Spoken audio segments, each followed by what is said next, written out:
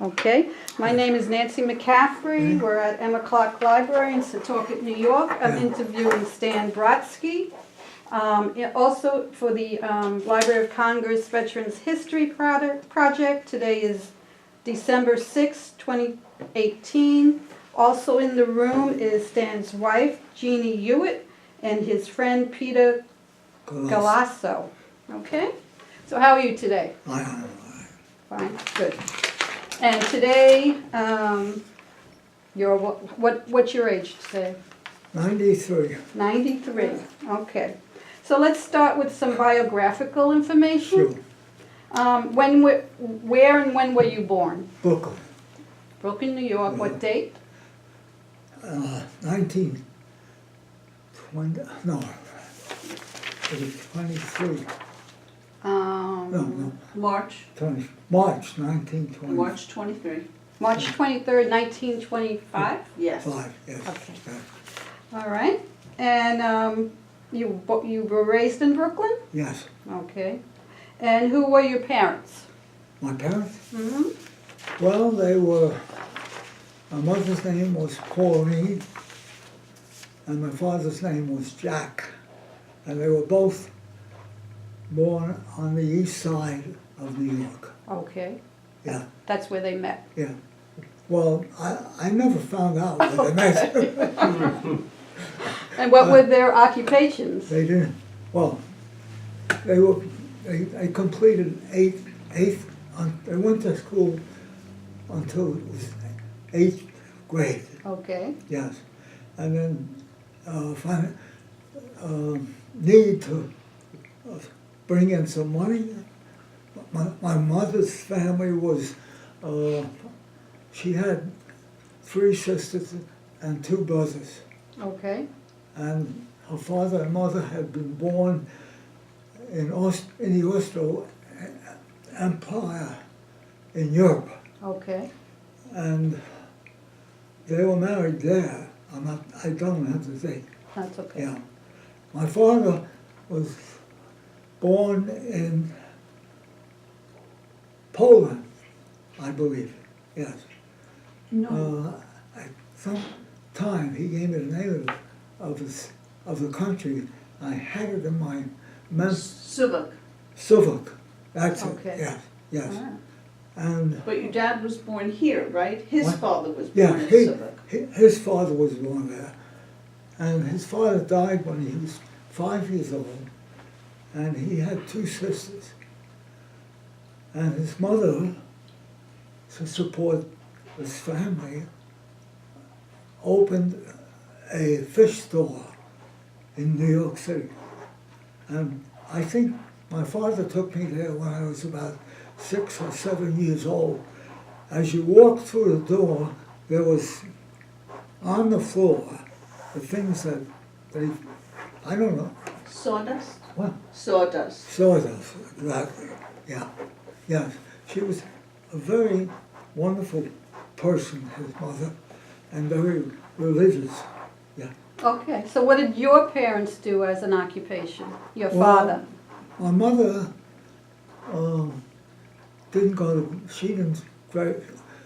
she never had a job Okay. before she got married. Okay. I mean, and she was in actually a very, very serious accident. Go ahead, give in. Yeah, we didn't bring her. No. Well, she She took was it out in of the paper. newspapers. She was in the terrible, New York Times. yeah, it was actually an elevated line when they were building it down 8th Avenue. It collapsed between 23rd and 25th Street when they were digging out for the subway.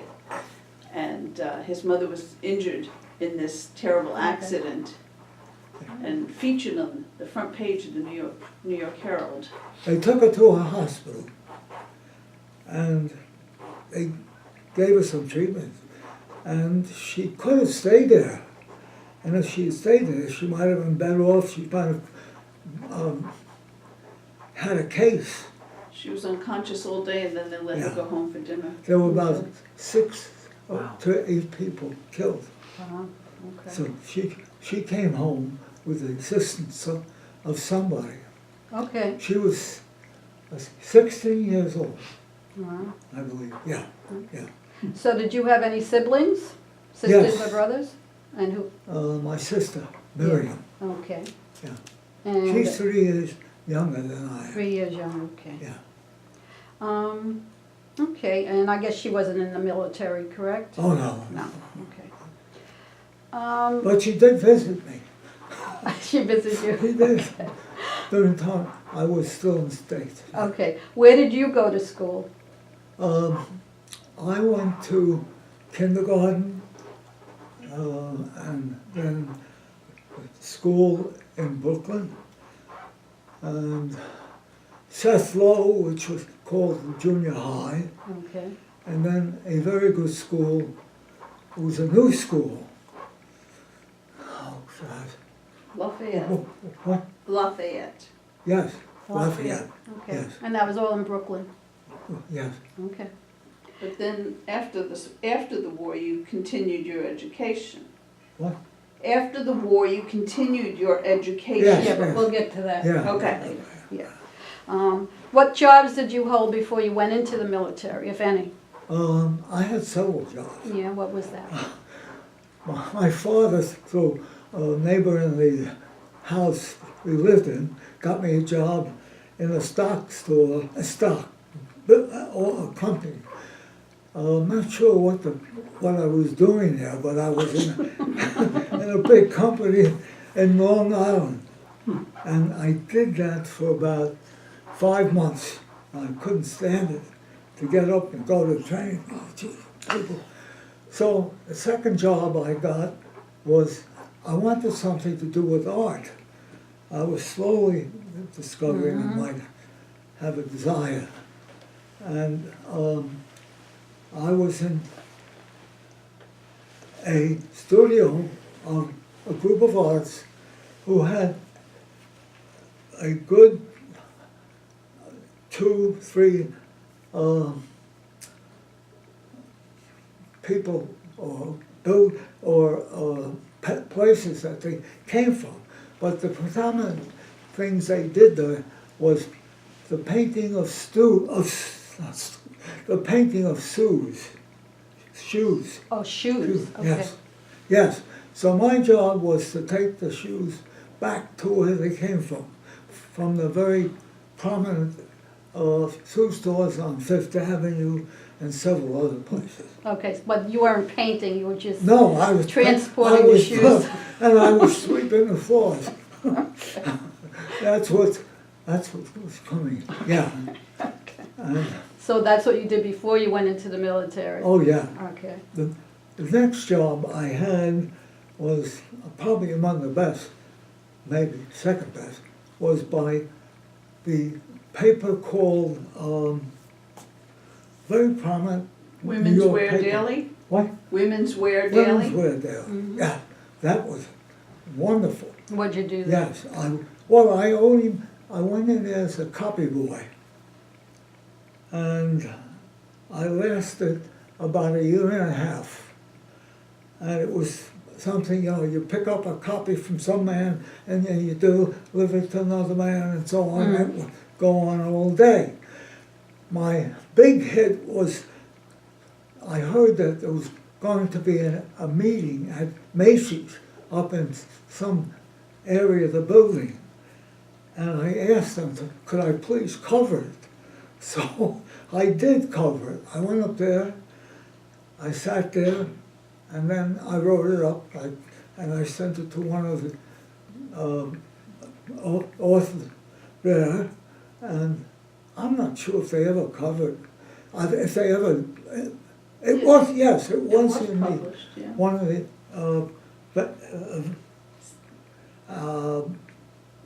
papers. Okay, great. Yeah. So you got his first byline. What? You got your No first byline. byline. None at all. And then the last job I had was with the enormous, you remember the one I told you about this one? A company that George Produced- Jensen? what? George Jensen? No. That's produced crime stories, crime magazines, Oh, okay. women's magazines, all kinds of magazines. It was the biggest one of its kind. Condé Nast? Pun- Condé Nast? No, No. no, it wasn't. All right, well, that's. Yeah, all right. And my job eventually became, I sat opposite an editor. An editor. He was the main man who was involved with the development of each week. Let's see. I think they came out every week. Yes. And I had to do paste ups and place things so that they would be in their right space when they would be sent to him, and then he sent it out somewhere else. Okay. So I was notified about 4 months because I registered as a draftee. I was notified by about 3 months that I was going to be drafted on June the 6th, What year was that? 1943, Okay. and I was 18 years old. Oh, Yes. wow. Very young. So you enlisted, and you left behind your family. You weren't married, of course, No, right? no. And I Okay. knew certain young girls, but I was very bashful. I wasn't the type at that time. okay. So you went into the army then? Yes, The army, yes. okay. My father took, well, here's the way it was. It was in the morning, about 8 o'clock. My family, they all woke up. And one night before, the whole group of friends of mine took me down to Coney Island Oh, to get on all the rides, including the one that goes like that. Cyclone. And I'd never been on that. So the next day, my father started to take me down to the Jewish community house, which was stationed about 10 blocks away in Bay Parkway.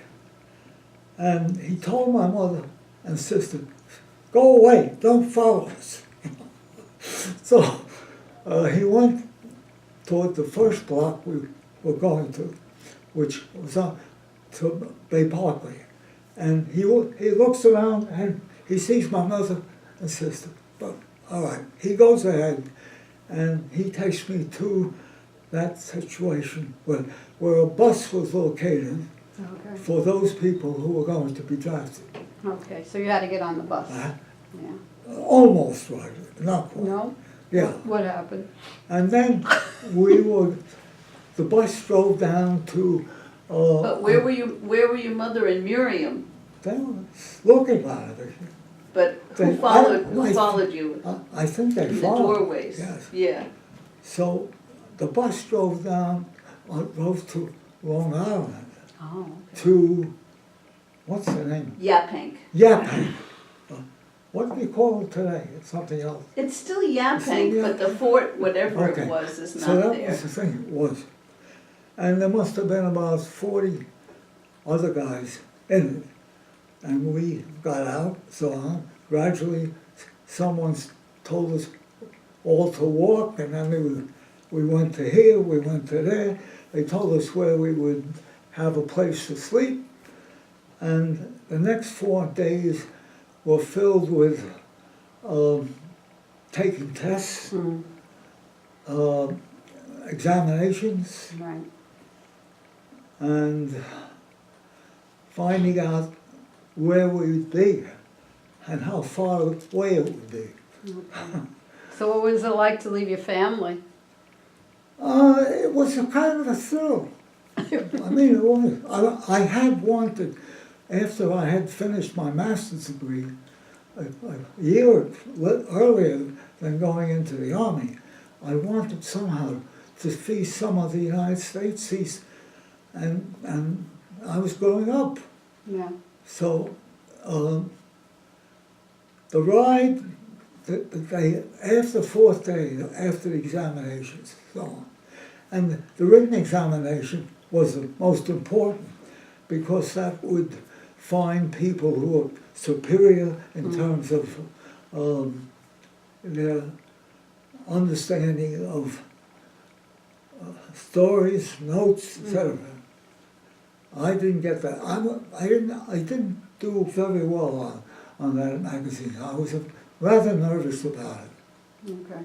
So they got, on the fourth day, we were put on a bus again, and then the bus went to a train which was going to be our long-distance ride to the place we were going in Kentucky. Oh, Kentucky. That's Yes. where your basic training was? Pardon? Was that basic training in Kentucky? Yes. Okay. Do you remember the name of the fort? The name of which? The complex, the fort you were in? No. Okay. I don't remember. But we got on. It was very crowded. There were other people who were drafted who were brought down in separate ways, but ours was the biggest crowd of all. Okay. So you found a seat with somebody, and it was packed. So when the train started going, we were hungry. We had to wait, but when the meal was served, they would pass around the common silverware, not silverware, but common types of dishes which you came on, which you took to a picnic. They could open up and close, easy to wash, so on, etc. So in order to get a meal, this was for lunch, you had to walk about four doors back all the way to where they were serving, and then carry it all the way back to your seat. So that must have been kind of tricky. Yeah. Well, we were on that train for 4 days and 4 nights. Oh my God. Yeah. Did it stop and bring people on, or was it just? Yes, a couple of times. And the biggest stop they gave us was in one of the states of the South. I think it was, begins with an M. Mississippi? An M. Mississippi? No. Closer to that. Maryland, No. Further back. Further.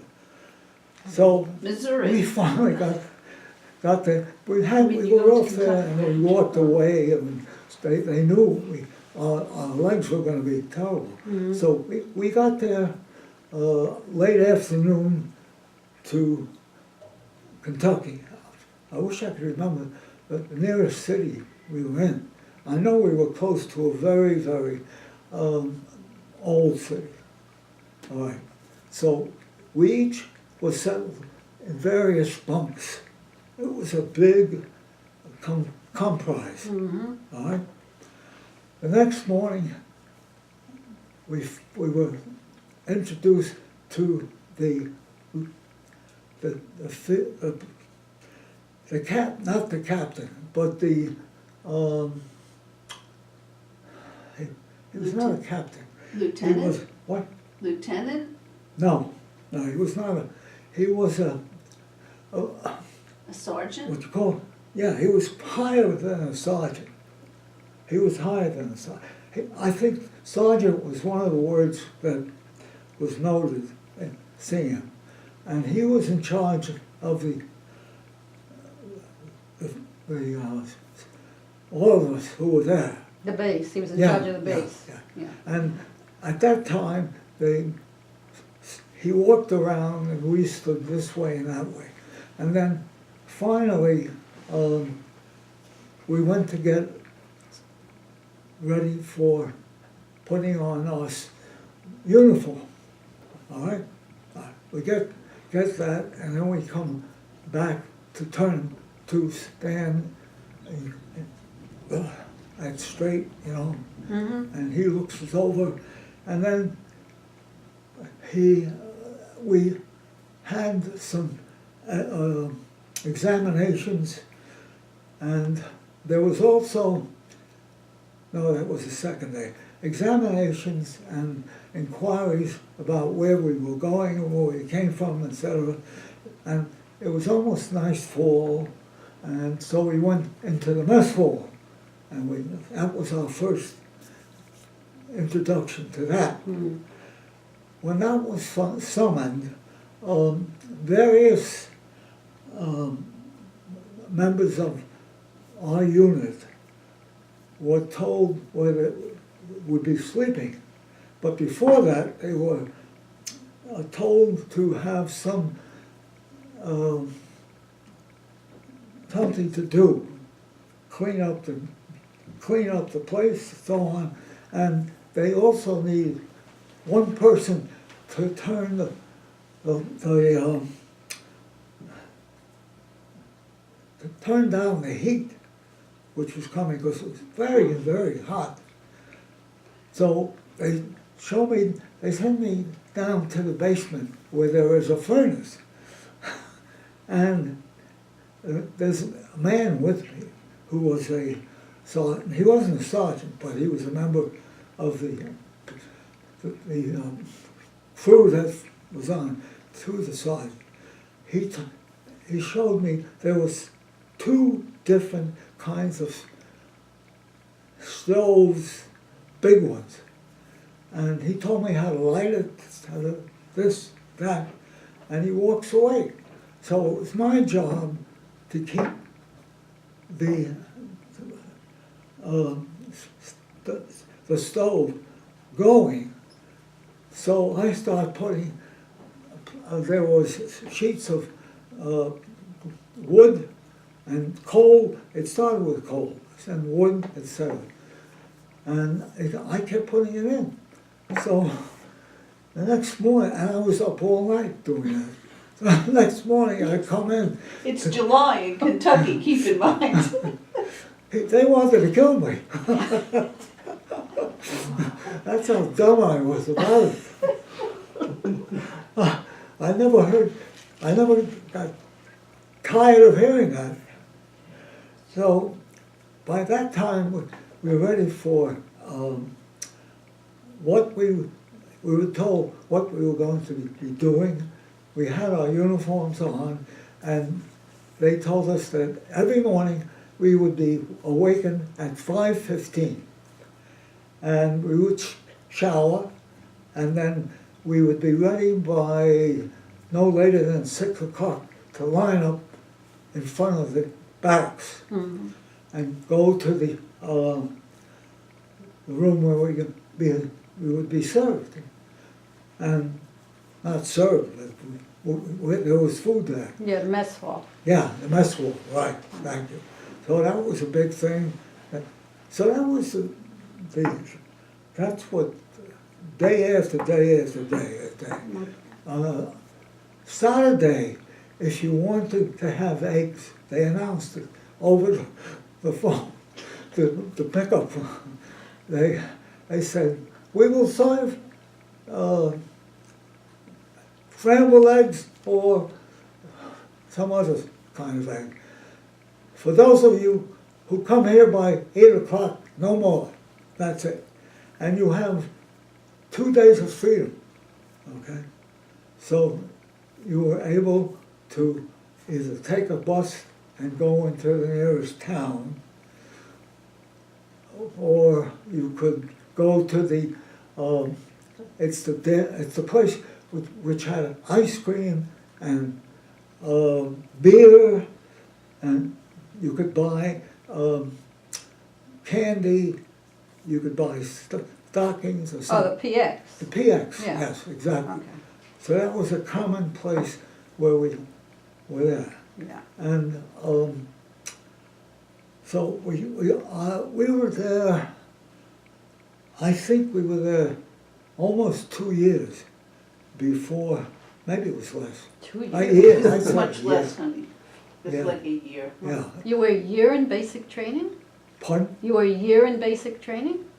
No, we were in basic training there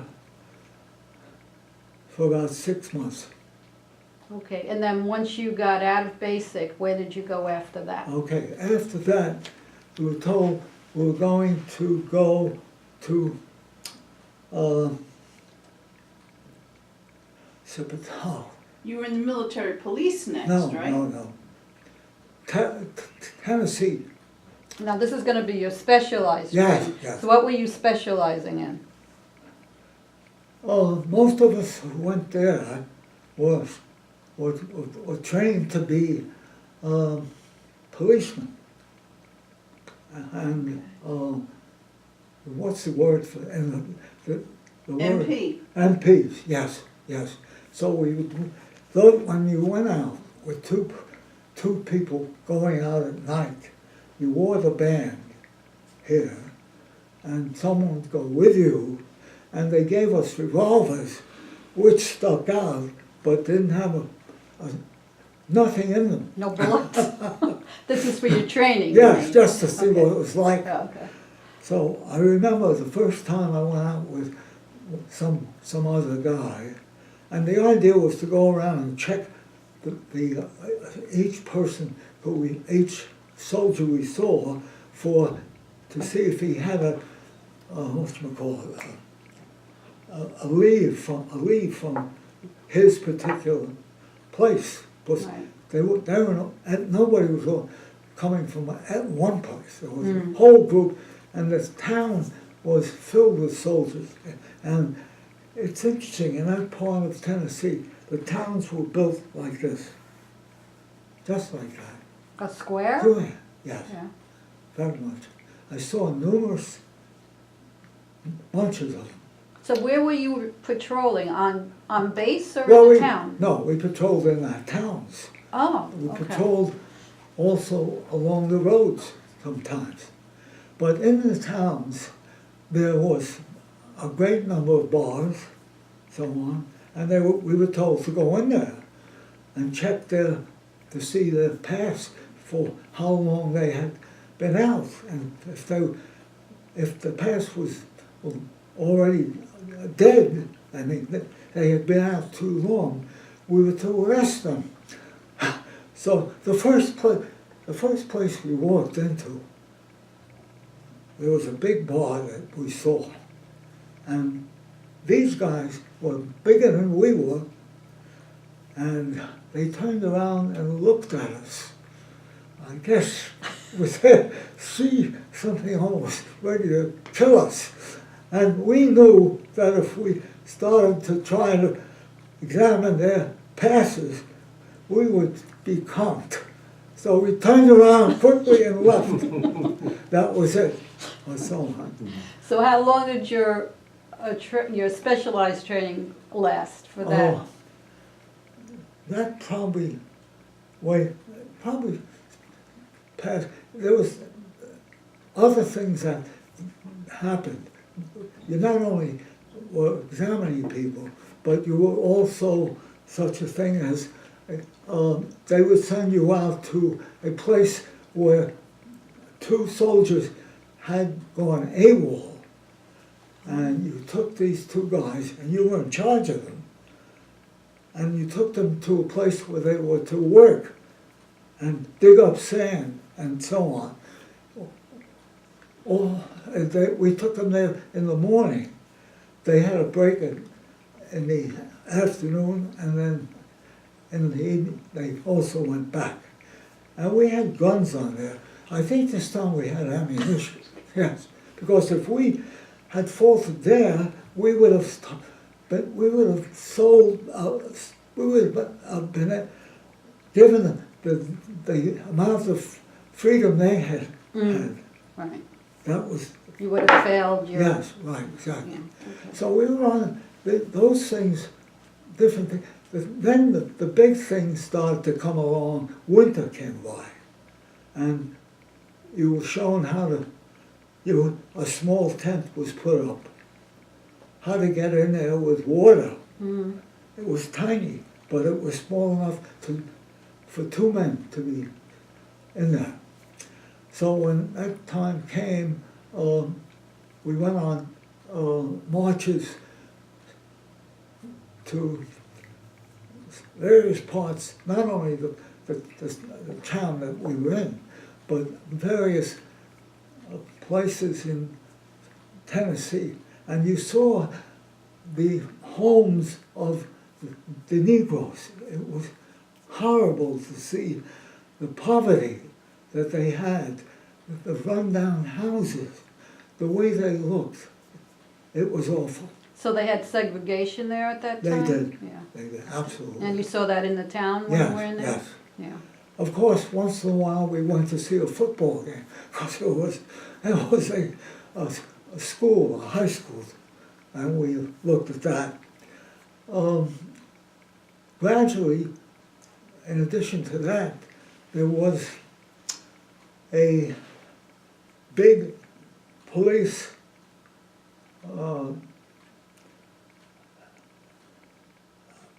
area which was built for people, soldiers who had committed crimes. Oh. And we were given, you had, in order to keep the sight of those guys, there was a ramp which would, it wasn't a ramp, you go up a ramp and then there was, it was built like a house where there was a rail around. Mm. And you'd walk around the rail, and okay. you see the guys who were in there didn't have no sleeping abilities. They all were out in the cold. They had some blankets, but they were not in any shelter. So I did that for 3 or 4 times. So you were like, almost like a prison guard? Yes. Yeah, okay. Then the most interesting thing for me was the time I got to go with someone who was driving a Jeep, and it was called, you went on a Jeep from the place we were staying all the way down to Nashville, which was about 45 miles. That was to survey the roads to see if somebody was driving too fast, or wiggly, or something was going on, etc. And then you turn around again, go right back to the same place. And you do it 3/4 of the night. So this was for, you were looking at civilians then? Yes. So you were able to arrest a civilian if you had to? Stop No, them? no, we're not. As a matter of fact, in the town we were in, I remember when a fast car came down the main road, and we stopped it, and there was a lieutenant in there. He had to get out and show us his license and his pass. Okay, That was done. okay. Yeah. So those were the things. There was one very, very sad thing that I saw during that time when I had, it was camped with 2 other soldiers, or 3 other soldiers in another place on the, where we're at. And these 2 guys fell asleep somewhere, drinking a great deal, and one of them, we were informed, was dead. And it was up to us to go and to point him out and name him, give them his name. Mm. And so that was the first time I'd ever seen a dead person. Okay. Yeah. So when you were finished with all this training, Yeah. what was your rank at that time? I didn't have any rank. You didn't have a rank? I was, let's see, they put a, like that. One bar, Yeah, it was, one, not a I bar, forget what but it's called. Private. Yeah, Private? What? Private? Yes, private, yes, Okay. exactly. Oh, Were there German prisoner of war camps there in Tennessee? No, no, no. There was in another place, yes, Yeah. somewhere else. Before we had a number of, during that time in Kentucky, not in Kentucky, but Tennessee, it was nice up until the middle of, let's say, February. And then the rain started to come crazy and mud. Oh, it was awful. okay. Trying to sleep. If they sent you out on a night patrol, you Yeah. had to go out. It was probably cold as well. Yes, Yeah, yes. Yeah. But gradually, I got, and other guys got, if they were near a house and you were supposed to be on guard looking for somebody doing something, I walked up to their house, the house, and I knocked on the door. I said, could you please give me some water? And they'd let me in, and they'd make me some food, Oh, okay. which was better than the stuff I was carrying. But if you were caught with that, you were in trouble. Punished, yeah. So you had to be very careful Okay, doing that. okay. Yeah. So after you finished this, then where did they send you to? Well, the last thing that we had to contend with was to test how to react to firearms. It's a test where you go up stairs of a short kind of still thing, and then you drop down on it. There was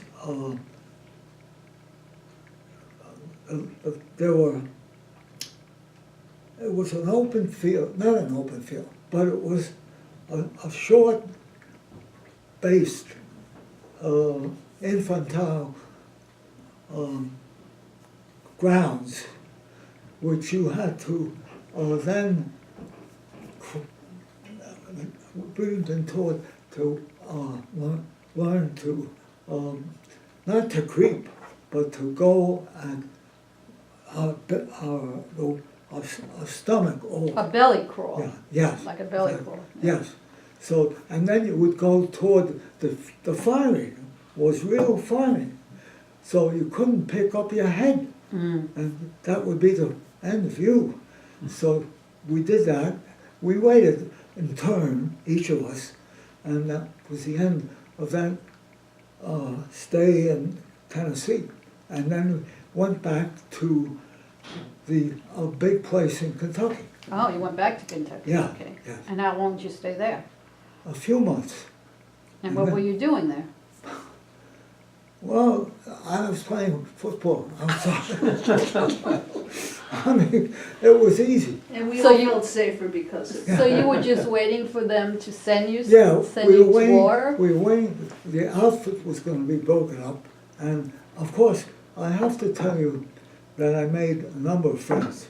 But among my number of friends, there was one I'll never forget. His name was Aldo Rubano, and he was 8 years old, 7 or 8 years older than I was, a little shorter. And he had been working during his time before before being drafted, doing, if he was sent black and white images, and he would clean them up with a razor or make them more exact, etc., and making good money. And he loved doing that. So when I saw him one day when I was supposed to write home, I saw him take out his shoes and put them in front of him, and then he takes out paper, because I thought he was going to write a letter, and start drawing the shoes. I go over there, and I look at it. I loved it, and I, Aldo, how'd you do that? I do that all the time. And he had pencil doing it. Sometimes he had pens. And then he would leave enough room to write his letter. So I got the feeling of doing that.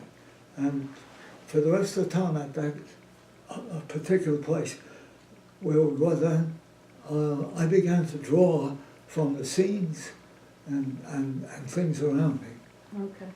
So we were sent then to, I think it was in May or June, to a new set of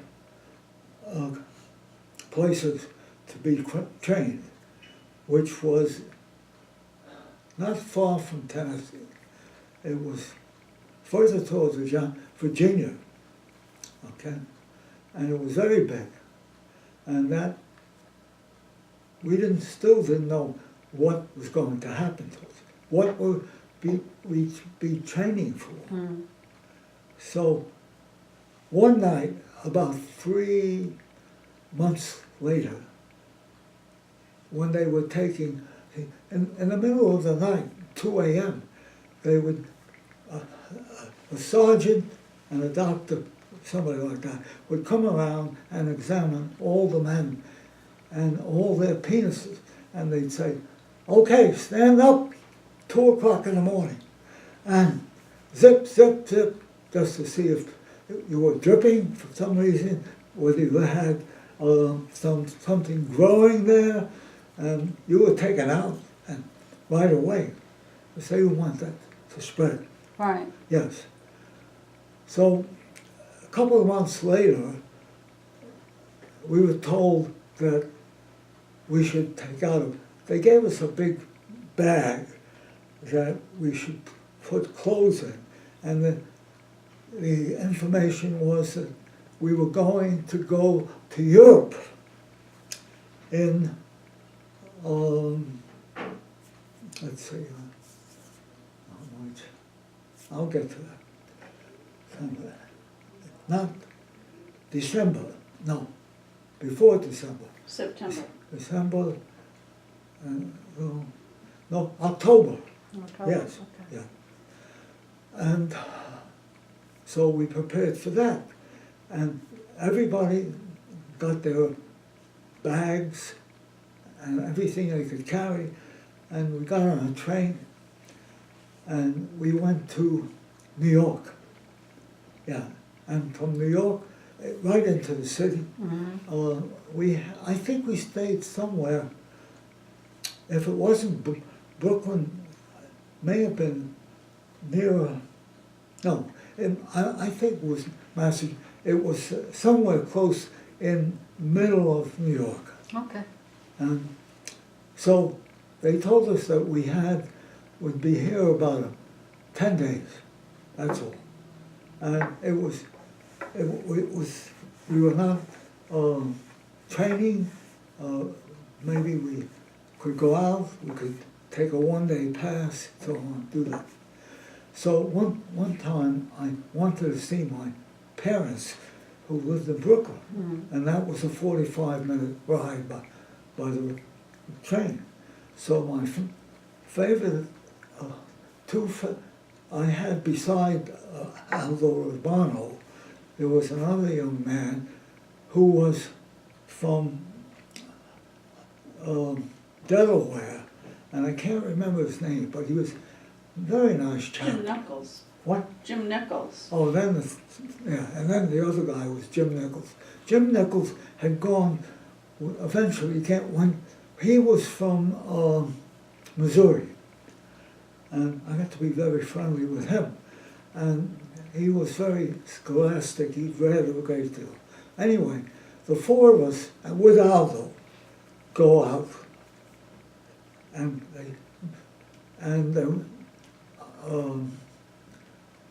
the two other people wanted, and Aldo says, that we went to a bar, and everybody would have a drink, and the idea, they wanted to see me drunk, because they would they would have me drink a beer and then a whiskey. So I did drink 2 beers. It was enough. In the meantime, Aldo had a date with his girlfriend. He loved girls.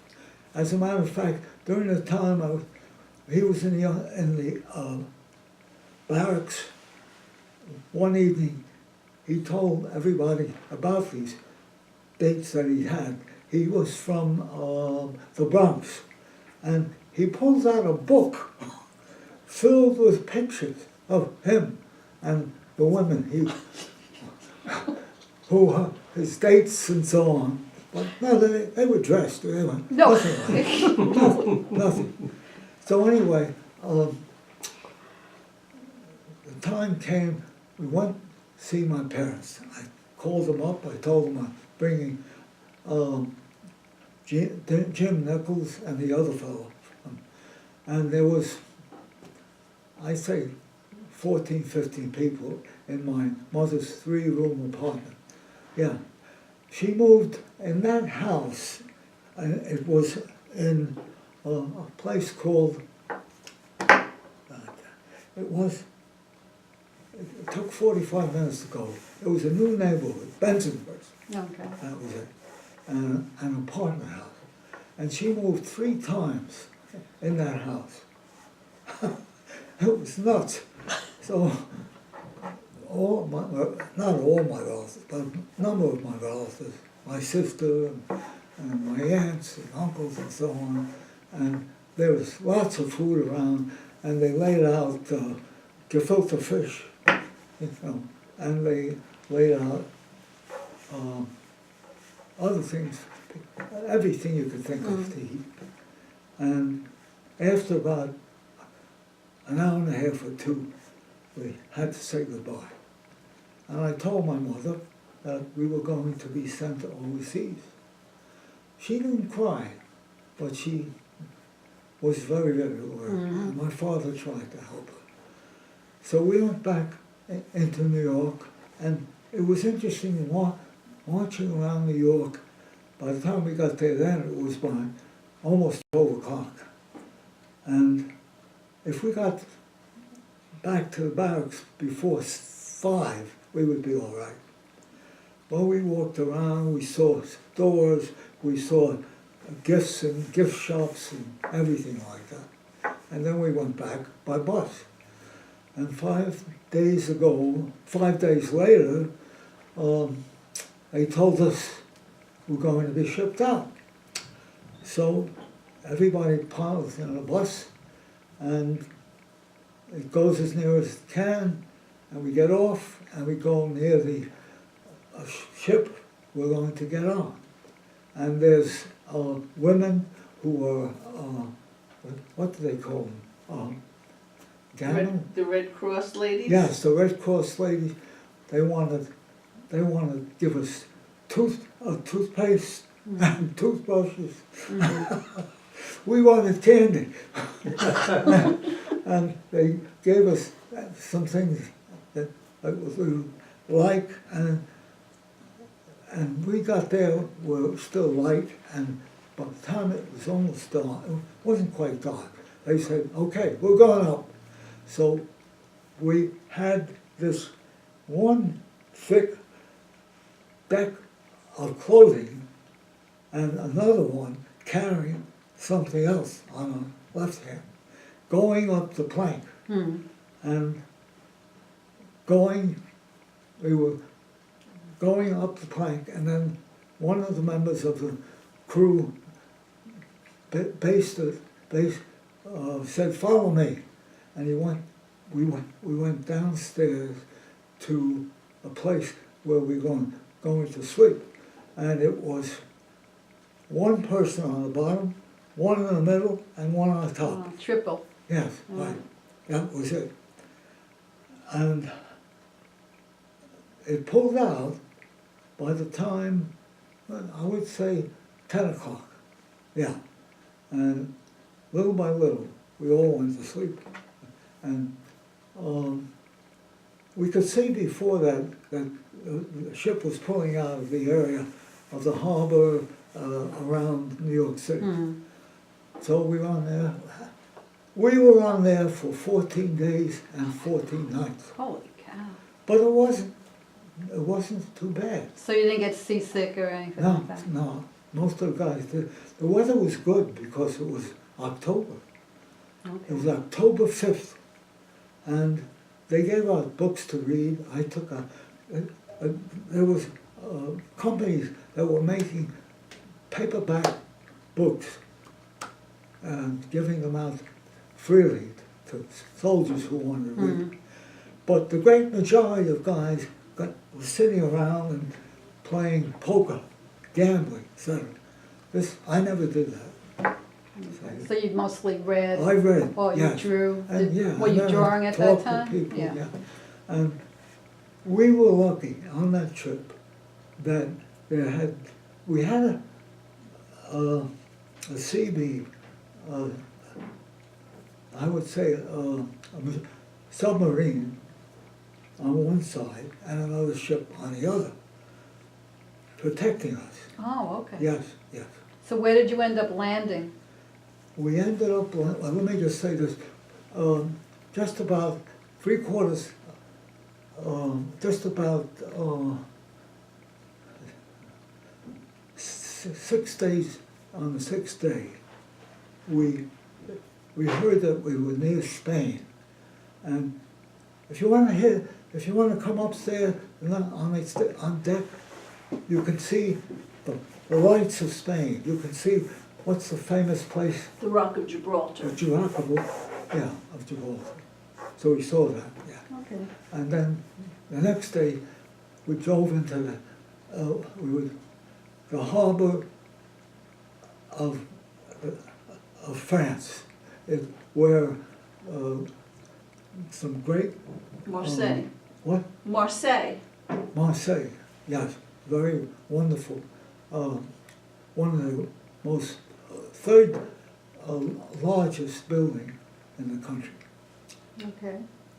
So that's where your voyage ended? It was in France? Yes. Okay. Yes, yes. So then what happened after Well, that? when we got off, this is the thing too. When we were step by step getting off, about to go down and drop a big bag and then just step down to pick them up, some guys came around who had already been in the war, and they were right up there and saying, "You'll be sorry, you'll be cut off here, this and that."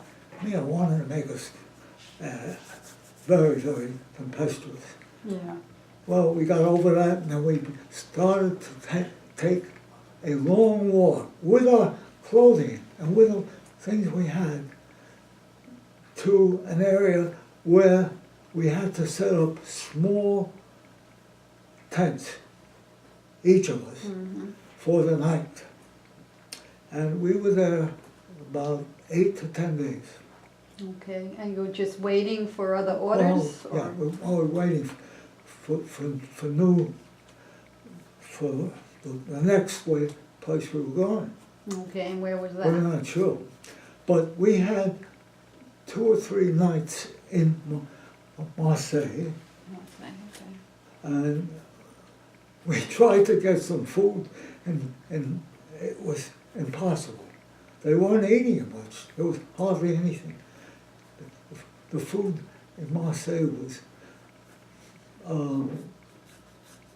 maybe a sandwich or something like that. Okay. Very, So you mostly had rations from the army? we had rations, Yeah. but not enough, because Uh-huh.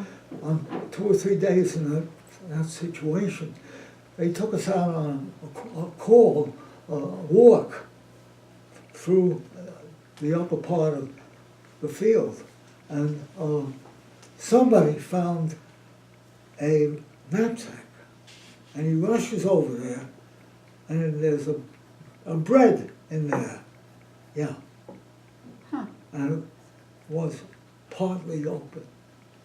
And the guy who found it, and we were happy we were going to eat the bread, and And the sergeant who's taking us around stops him. Don't eat that. You know, would have been terrible. He could have got caught with something. Oh, okay. Yeah. Well, we got on the trip. We were by the 10th day. We were ready to go on a ship, not a ship, but by train. Okay, so we were piled onto the train, 50 men in one, let's see, what would you call it? Car? What? Car. Yeah, 15 men in one car, all of them carrying their weight. There wasn't any way you could sleep except this. How many days were you on the train? Let's see, 4 days and 4 nights. And you were standing up the whole time? Oh. Gee Louise. But it got very funny because the train went very slowly. As soon as somebody heard that there was a stop at the next town, they would say, okay, if you want something, you better get off and come back. And 2 or 3 guys would run into the town. They'd get wine, they get bread, they get other things for us to eat. And that's what held us together. So they would distribute that Yeah, among yes, all yes, the yes. soldiers? Yeah. Didn't you get Yeah. a pie on one of those excursions? No, Didn't you get a pie or a tart? no, I don't think I did. Oh, finally, just before we got to the 10th, the 4th, to go, Mhm. to pull in there, there was they said, get off the train and walk around, you know. So in about a half hour now, it starts ringing its horns and so on, and we all rushed to get to our place. Everybody did, but one person fell and lost his legs. Oh, my. Yeah, How did that happen? he fell before he was trying to climb up and fell under the wheels. Oh, under the wheels. Yeah, Oh. yeah. The train was moving, right? Yeah. Yes, when the Yeah. train was moving. Slowly but moving. So we were then settled in, I don't know the town where we were at, but it was a small town. It was dark. You could barely hear artillery. Barely. But there was enough to make us feel Mhm. that we would soon be going in. So that day, we went to see soldiers who gave us instruction on what to do if you were hit by a mine, say on your leg, Mhm. or instead of saying that, trying to put your foot on it, they would say, go very slowly through some areas so you don't hit a mine, Right. because the mine stopped. And they showed us other kinds of ways where we could be eliminated, where we could be shot, etc. It made you gasp. Mhm. So we went back to our places, and then the next day we were ready to go to the areas of that nearness of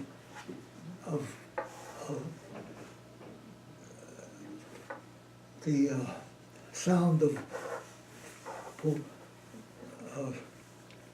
guns. Yeah, from- so you're closer to the Yeah. conflict. Yeah. Yeah. So we get to a place where they took us to walk, and it was a sunny day. You thought you could be outside and just having a great time. And we were carrying our bags of clothes and other things, raincoats, so on, and shoes, etc. And we go into a area that has holes connected by the soldiers American soldiers, who were there. And we were going to take their place, and they would come out. Okay. Well, we waited there maybe a half hour. They had to space us out as to who was going to go here, who's going there. I was left alone myself. Some were left with two guys. So then the guys who get it out from the what do you call it? What'd you say? The foxhole, you mean? Yeah. No, They put their helmet. the shells, not the shells, but the holes. The foxhole. The foxholes, yeah. These guys, you could see them when they walked. They could barely walk. Their clothes were ripped. They were groggy. And there was about 10 or 12 of them.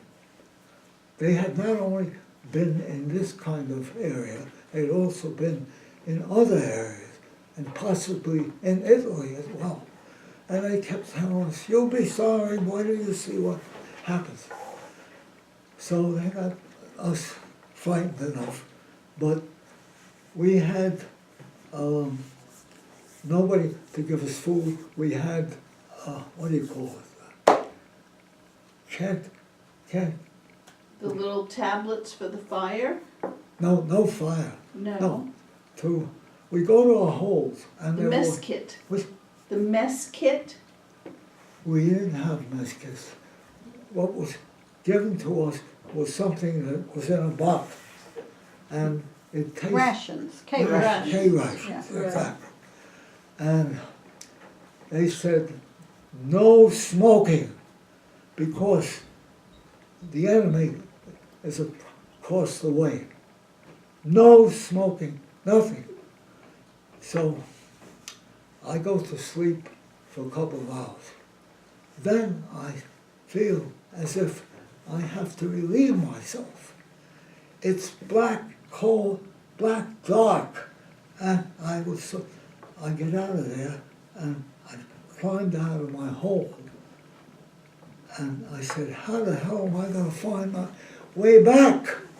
And I go about 10 or 15 yards. And I get what I was doing over, and I look around. I started to get nervous, looking, is that one? Is it that one? Finally, I got back to my hole, and I was safe till morning. Okay. And then light comes, and there was nothing specific about us going anywhere. They knew that there was a company of they're Germans, probably, because there was a ridge somewhere between two of us. But I started to feel a terrible ache in one of my teeth, and I had to ask my sergeant, "Can I go back? Please, I need a dentist." So he says yes. So I walk to the battalion behind. Battalion is about 25, 30 feet back. And they had one order, which when things like this happen to people, they would drive you further back. So I got in this place, in the car. There was, I think there was another 2 other people were feeling sick or something. And we drove to a place which was a hospital, such as it was made of tents and various other things that doctors needed or dentists needed. So I told them what was the matter with me. They sent me to a dentist, and he puts his foot on. It's a foot drill. He puts his foot on the foot drill. Oh, and I go, From the please. 1860s, probably. I was glad, and he starts drilling, and then he filled it, and it was okay. So that time it was night, so I was assigned a cot and awakened very early next morning when it was light. And then I had to go back and saw there was no car. So I had to walk and find my way back to where the battalion was. And they brought me to my company. Yeah. Excuse me, Stan, you have water there. Oh.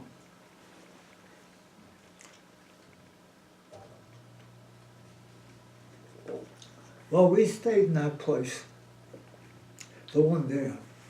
There was one night, or toward night, where there was shell fire, very bad, very, very bad. And I was in a hole somewhere anyway. And then it was no longer there. But somebody had been hit, and they were trying to attend to him. And I went over to see who he was, and I recognized him. He was a rabbi on the train that we had taken to go to New York because it was a Jewish holiday. And there was out of the number of student guys on the train, there was about 5 of us. And I was sick to my stomach. See this poor man. He lost his, well, he died. Aww. Yeah, he did. Yeah. There were a couple of other casualties, but none as severe as that. Then, the next day, we threw off things that we didn't need. We got those jackets, you may have seen them being worn, they're gray, they have zippers, you know. We wore that, and we wore good shoes which we could tie, and we had knickers and so on. So we were ready to walk. And we started walking. And they said, be careful, because every step you take, you could be stepping on one. You know. Some guys were very, very hungry. What we did see were dead German soldiers. And a few men wanted to go over and try to get something from them. Crazy. Yeah. Well, we got to a place which had secure grounds, and a few of us were selected to go back downtown, all the way down, and carry up all the weapons that were needed. We were doing that month and night. So you were selected to do that? I was in it, yes. Others were in it, yes. How many trips did you end up making? Pardon? How many trips did you end up making back and I forth? think I took 6 trips back, yeah. And I was fagged out at night, yeah. But it was quiet by then, you know. We didn't hear any Artillery or anything like yeah, that? yeah. And Okay. any nothing that would disturb us. But there was always guards ahead of us. There was always a man pointed ahead by the sergeant who was in front of the group. And he would be the one who would he would notify the lieutenant what was going on. Okay. So he'd be ready to face down or move out. So, yeah. Okay. So I see you got a Bronze Star. How did you get your Bronze Star? Oh, that. Well, that goes later, a few months later. We were near, not really near. We were in a house. We slept that night. It was a nice place, but we knew the next morning we would have to get out, we were told, and that we were going to face the Germans, not face to face, but within a range. And it was a march of about 8 or 9 miles. Well, that was enough to scare the hell out of us. So we put on all the, but by that time we had white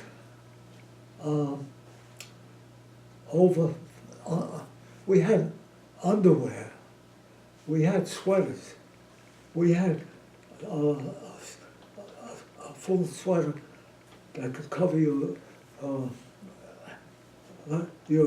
what's it called? The knitted cap, Yeah, caps, yes. and you had the white parkas by that time, Pardon? right? You had the white parkas by That's that time. right, that's white parkas. Was it not a good thing? It's so visible by Yeah. the enemy. Well, because of the snow.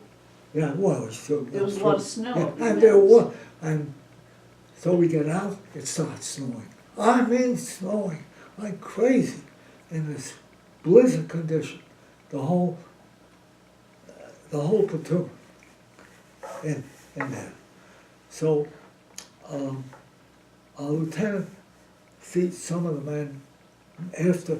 It took us about 3 or 4 hours to get to the site where we wanted to be. The lieutenant put some men a little further out, and he placed others, and somehow I was told that I was going to be placed in a, remember I told you about the You big, were in a barn or something? it looked like a barn, and it was safe enough to hide you from artillery. Yeah, so there were 3 or 4 of us were left there. I'll just go back for a moment, because this is a very, How did he get stuck in the snow? what? How did he get stuck in the snow? Who? Oh, the guy. The guy, yeah. Because he stood there for the time he was out, and he didn't want to come out.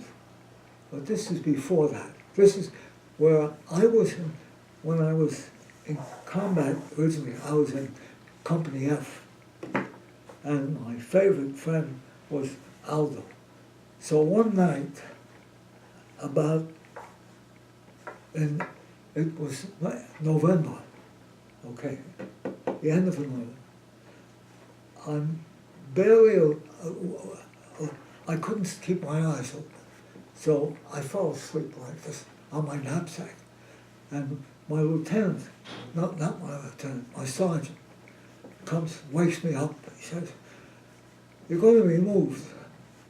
You're going to be going somewhere else, and you're going to get another thing on your arm, which would raise me to a greater sight. I don't know whatever it would be called." So I and 2 others, I knew one of them very well, Hoffman. Hoffman. We got in a Jeep and we drove at night to another area. And the reason we did it is because that was Company A. And four or five nights before, Company A was surrounded by Germans, and 80% of the company were captured. Yeah. So I get down there and the other two men, and we dead tired. They let us sleep, but I was in a new kind of. I was in charge of the weapons. We were in a weapons platoon. Okay. One was machine guns, the other were the ones that Mortars. mortars. Yes, that's it. And that's what I was summoned to be in charge of. Okay. But- So, what was it? I was asking you how you got your Bronze Star. Oh, okay. I got the Bronze Star because The snowstorm where he got the stuck. snow was hovering. It was so deep. By the time we got to the place where the shape of a house, or it looked like, wasn't a house. It was something built to be held for in case something need to be covered. But we come out, we hear the shells coming, and they kept telling us, the shells are going to be less because the Germans are running out of material, army, so on. So finally, we got there. We took off at 6:15 from the house we were in, and we got to the place where we were staying an hour later. By 7 o'clock, the firing had let down. Okay, and somebody runs to me because I was in charge of the guy in there and says, he's stuck, he's stuck. He was the guy who's supposed to take care of the platoon, but he a part of the platoon, but he had a ton of snows surrounding him. So I got out there and I began to shovel. And we were lucky that something didn't hit us. And we got him out, pulled him out, and I had one other soldier with me. And that's what this is. So he was pretty much, was he sleeping in the snow? No, he wasn't sleeping. He was trying to get himself out. Yeah. But he wasn't able to do it. He was sheltered. So that's what you got the Bronze Star for? Yeah. Okay. They rescued the guy from a snowbank. You rescued But him. in order to do it, you see, they didn't tell you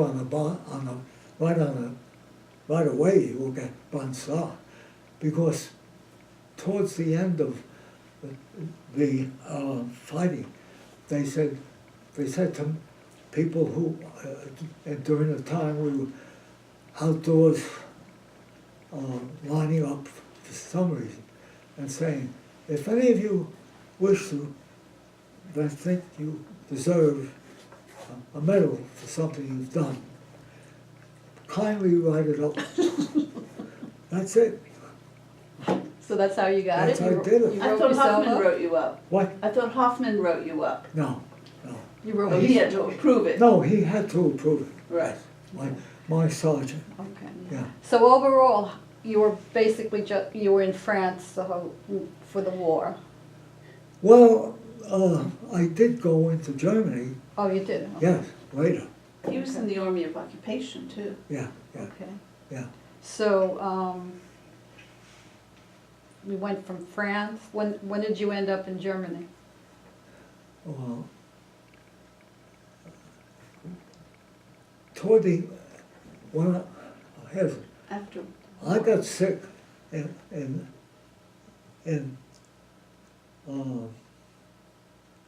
the end of February with terribly fever, and I couldn't hold food for one, so they sent me all the way back to a place where there were other soldiers were having difficult fixes. To recuperate. We were all in a school, and we sat in the little chairs that the infants would sit. And the women would come over and say, "Come on, take off your clothes, don't sit there, get rid of them." So we did, and the next morning I found myself in the most beautiful train car ever. It was filled with nurses, and they came around, and I was dead tired. I didn't have any appetite, nothing. And they asked you, "Do you want something to eat?" I said no. And they were about 75 miles away in a place called it was another big town, Nuremberg, something like that, which was in France. And there was a hospital nearby. Oh, Dunkirk. Yeah, and that's where we were going. Okay. So they wheeled me out of the train in the morning. It was just a moment like that. Okay. And I wheeled me up to the hospital. And from there, they put me on in a bed. And I right away fell asleep. Next morning, the doctor came around, and he gave me a very, very excellent examination, telling me, he said, "You have you had hepatitis A. what? Hepatitis A. Hepatitis He was all A." jaundiced. Yeah. There was a lot of that going on. Yeah. But tell Yeah. the story of the Passover while you were in that hospital. Well, when I was in the hospital, I didn't walk for about 10 days. Then I got up, I was walking leisurely, and then I began to draw. I didn't have my paints with me, Passover. and all the time I found that during the time I was with my outfit, the other outfit, but that's another story. Passover. Okay, so around Passover, I was told that there would be a Passover dinner, and they wanted us to come down, and we put on something, I don't know what, took off our gown that we were wearing, and we sit down at a table in another part of the hospital. So we're thinking, boy, they could surely take this food and do something to it. And that would be the end of that. You didn't explain about the servers. What? The doors opened and the servers came in. Oh, yes. Yeah. The servers came, and they were Germans. German Yeah. prisoners of war. Yeah, Wow. yeah. And that's why when they started serving the food, the soldiers were all going, "I'm not sure I want to eat this." Oh, wow. Yeah. But they were not happy, the German soldiers, right? So Jeannie said you were part of the occupation of Germany? Oh, yes. What was that like? What was that like? What was that like for you? Very nice. I mean, well, when I did I was taken from my original,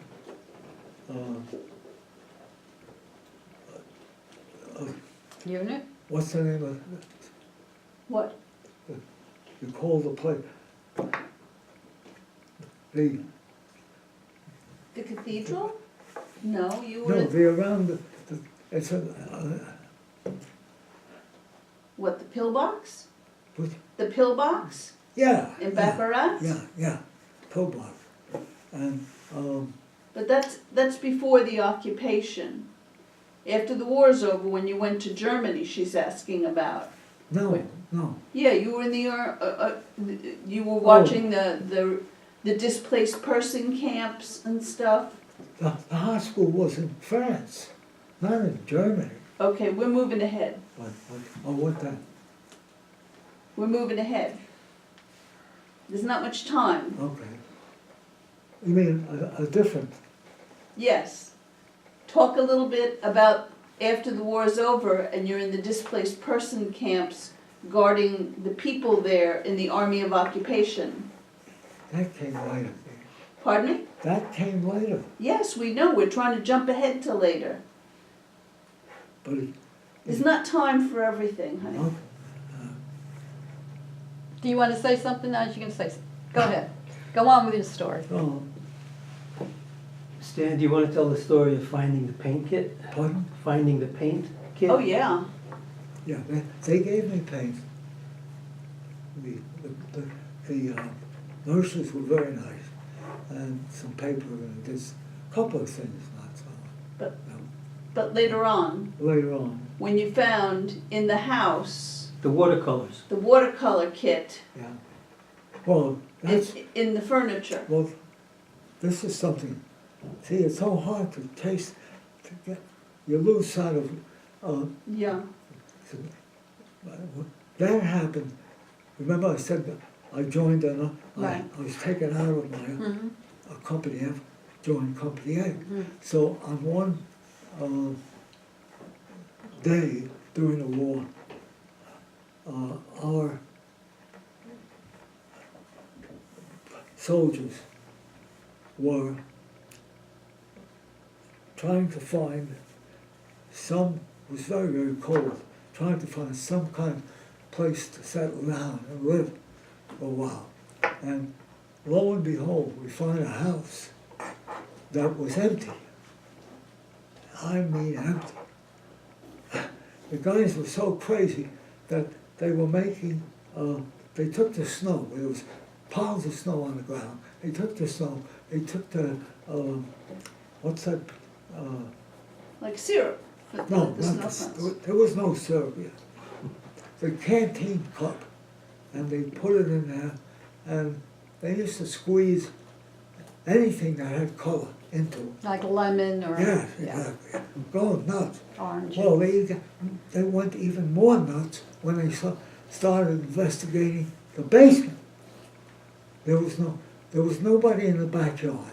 The only two things in the backyard was a chicken and what the hell else? Another animal that could be it. So the guy found in the basement, they found everything you could think of. Eggs, wine, butter, bread, beans. All vegetables and Yeah, everything. the people there were no longer there. They left. So we were there for 2 weeks. I mean, that was, They were eating so good, Must- the officers came to try to Must eat have been with like a them. vacation, Right. right? Yeah, but when they were looting the house and you found the paint kit, and you found the paint kit in a drawer,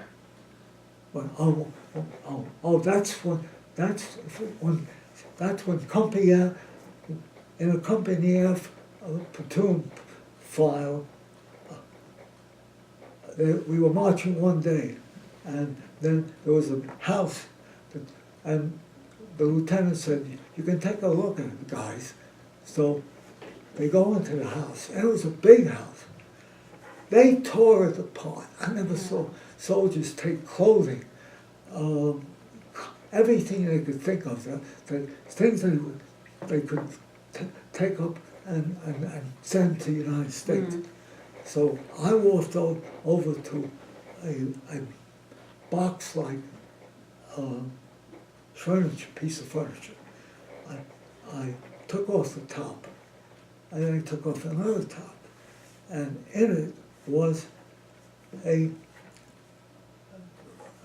colors for water, so to do Cold Spring Watercolors. watercolors. So I took it out and I stuck it in my gas mask, because we carried socks in our gas mask as well, and other things.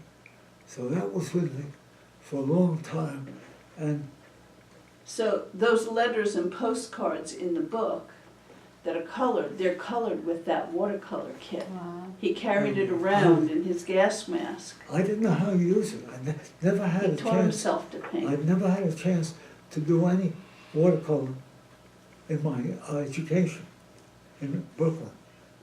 They gave us, what they would do would take, the teacher would put a simple figure up there or a design or something and say color.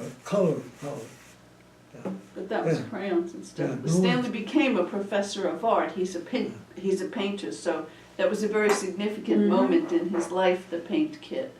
So that's when you started painting Pardon? the scene, that's when you started painting the scenes of where you were at? I That- tried, it was very difficult to do it. Mm. And maybe at night when I could do it. I remember the first time I did it in the house where all the good things were eaten. We had, I can't describe the soldiers in that. There were a couple of soldiers from the Middle West, and they knew how to cook. That's It great. was a saver. Yes, and they made French toast. Of course. Okay, so let's jump ahead a little. So now you're occupying Germany. Yes. Okay, so what did you do there? Well, the first thing I did in the first place I was sent to was not on leave, but the war was still not over. Well, it was over there, but there was things that had to be taken care of. I was sent to a house that had people from Poland and other countries who had been captured by the Germans, Okay. and their children, so on. And we were given big ladles to put soup in it, and give them soup and something else. Because they were so grateful for what we were doing. So they would line up when it was time to be fed. They would line up, and we would give them that. I traded one fellow for, he had a watch, a beautiful watch he wore on his, I don't know where he got it. And I don't know what I gave him, something. And I gave it to my daughter. But it was so pathetic. These people in the houses needed, they needed doctors, they needed to be taken care of. So the members of the many units were changing off and putting out those things for these people. Yeah. Okay, so you did that. Yeah, yeah. And eventually I became, I was when the war was over, I was in a place that was close, a site that was close to a famous city in Germany. Is that Stuttgart? No, no, this is nearer, which it was smaller. It had wonderful cathedrals. Was that Cologne? What? Was that Cologne? Not Cologne, no. This was middle Germany. Middle Germany, yeah, Okay. I would say. And Worms. what? Worms.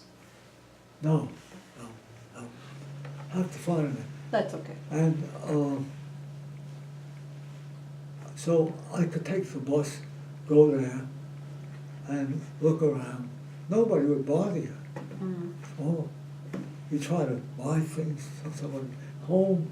I did go into a church the evening of what's the most precious? Of this Well, Easter or Christmas? Christmas, Christmas, yeah. before Christmas, Christmas Eve. Christmas Eve. yes. And there was music playing. Mm. So I was there for about 2 or 3 weeks, and you could go places and eat a meal somewhere. You didn't have anybody to be on you Right. and tell you what to do. But before this, before I got there, I had been in charge at another place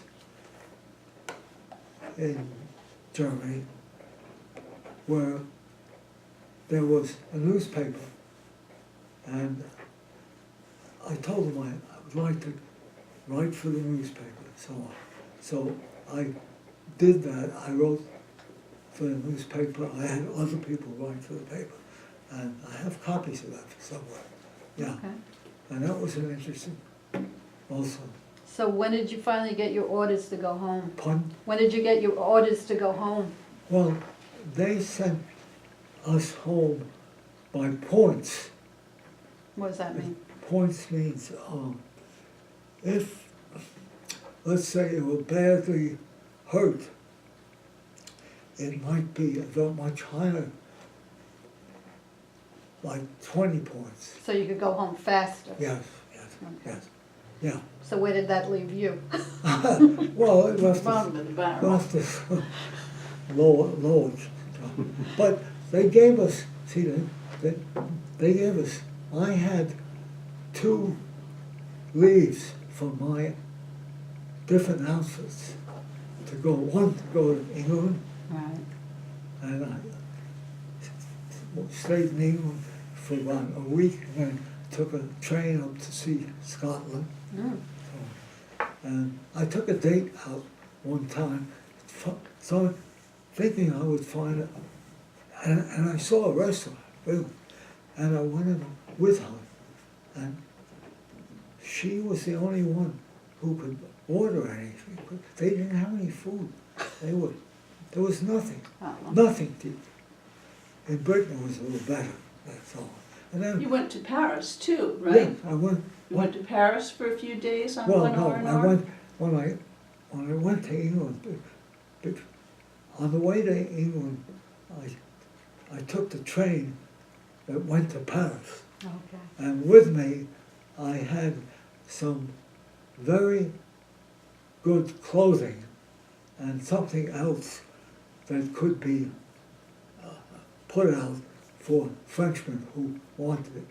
So when we had time, there was an 8-hour time before we got started again. So I got off, they told us, don't do this. It was Don't black watch out." market trading.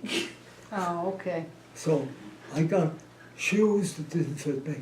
I got pants. You had coffee? I had coffee. That was a Yeah. big hit. Yeah, so I went to not a cafeteria, but a regular cafe, but good, not the greatest. And I saw a couple of guys, they came over me, said, and he asked me if I had anything that I wanted to sell.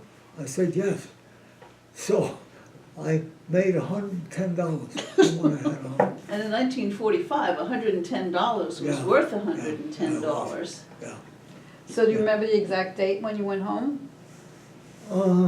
Yes, yes. What was it? March 5th, 1941. 45, Wait a minute. No, 46, 45. 45. 1945. No, What, no.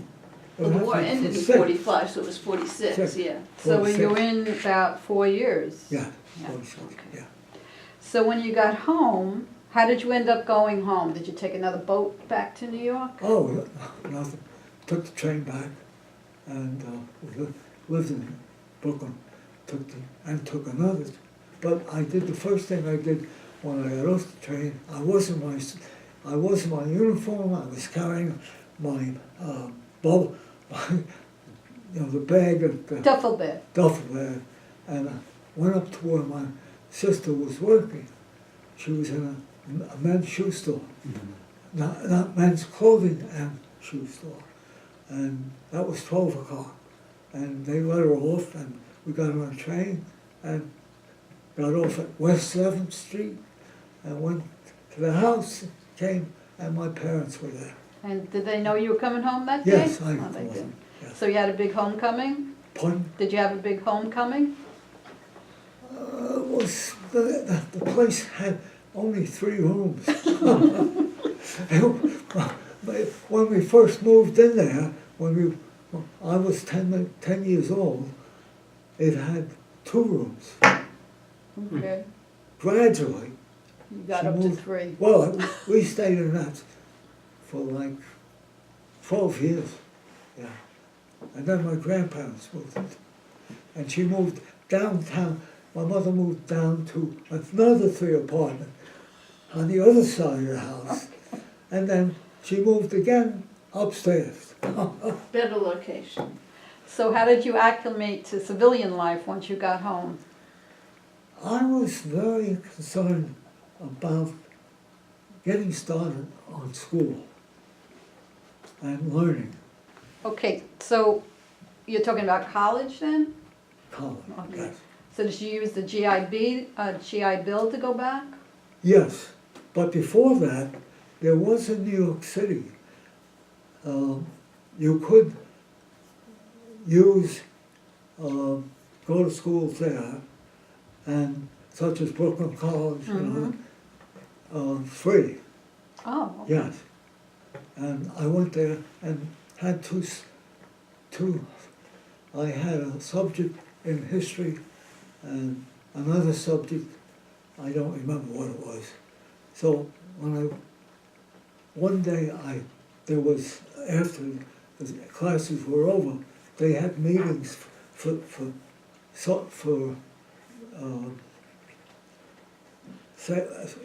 people who had been in the war to meet members of the college, women. Mhm.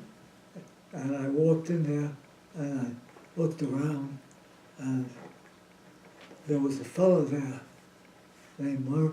I found out his name was Murray.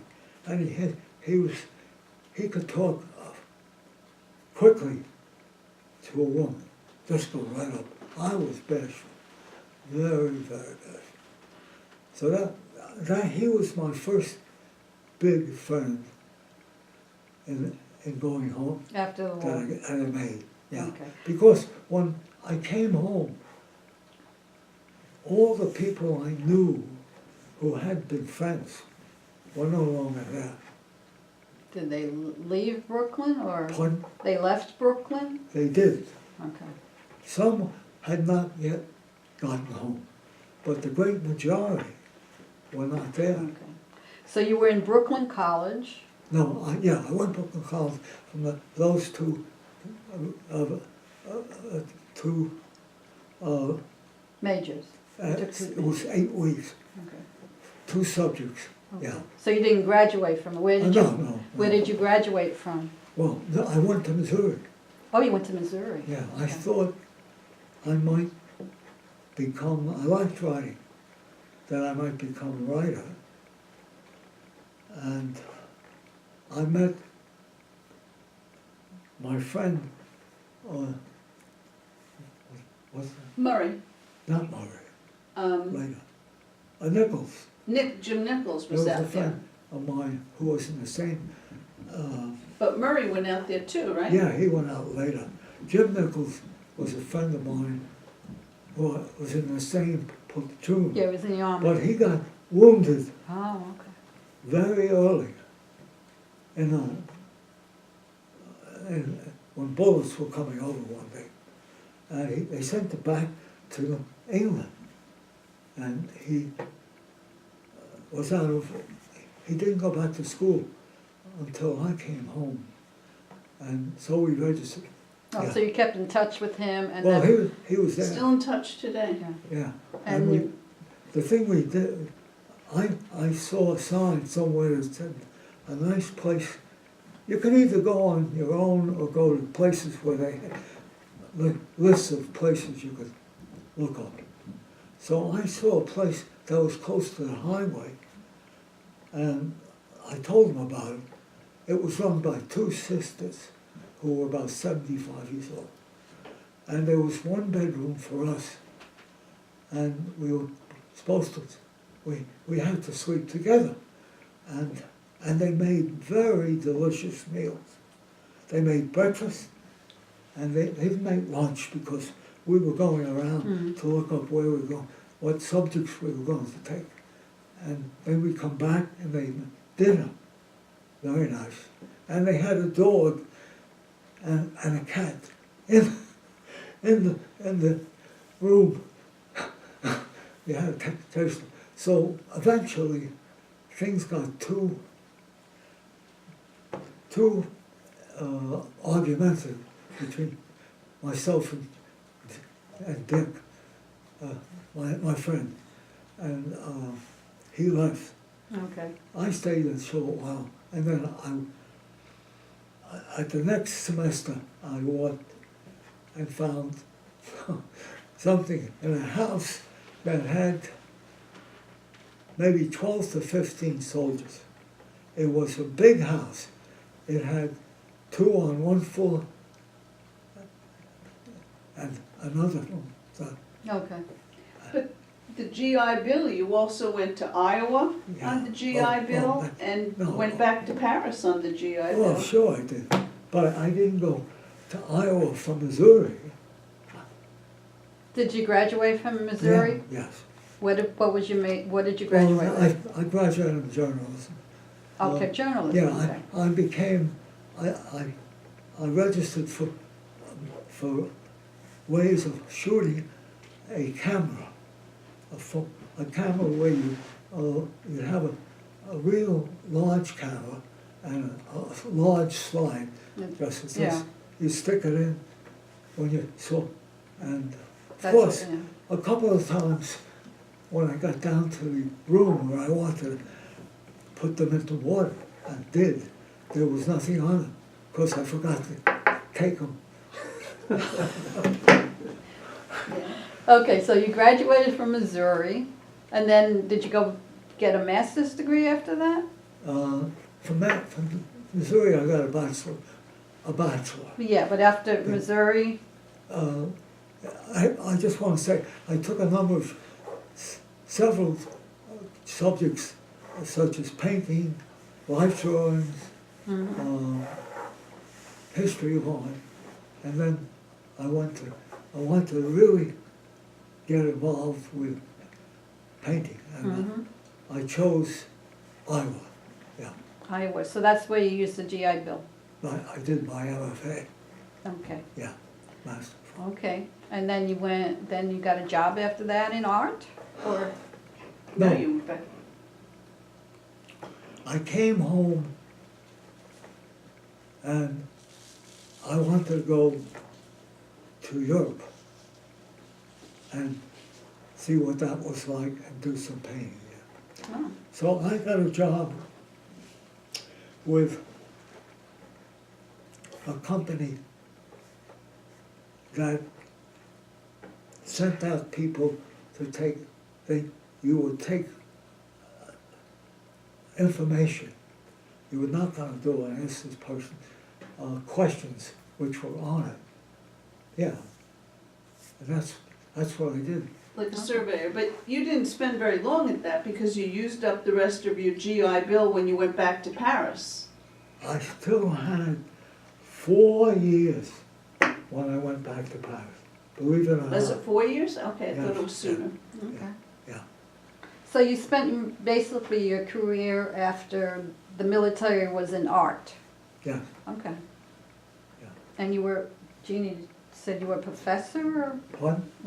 were you a professor of art, or Well, not did till you I- teach Not right art? away. No, He taught. when I came back from finishing what I was doing in, let's see, I started to do teaching in the public schools. Oh, okay. I managed to get, I didn't want a full, I didn't go for a full, whatchamacallit, check. I was half You were a substitute. substitute. Oh, substitute. Right. And I did that for about 2 or 3 years. The trouble with that You were was, working on your doctorate at that time, right? after I was studying, at that time, I also signed up for a doctor in Art education. fine arts at the from Columbia University. Okay. Yeah. So, how did the military affect your life? Did it give you any good life lessons or anything like that? My life. Well, it made me feel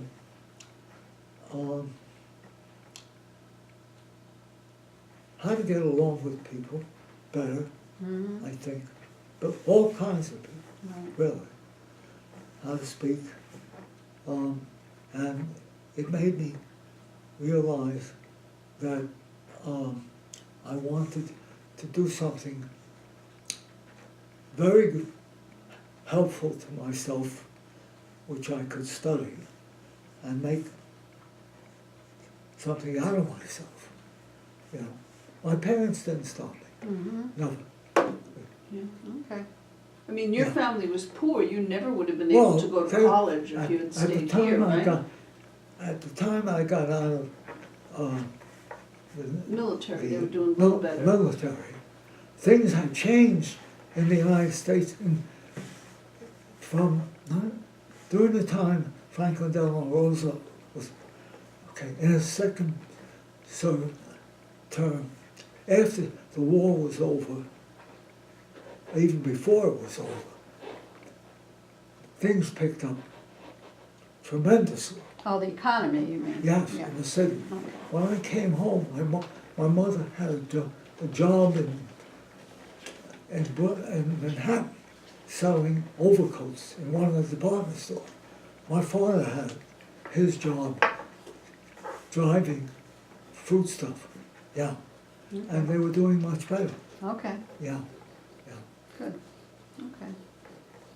So, is there anything in the interview that you want to say that we didn't cover?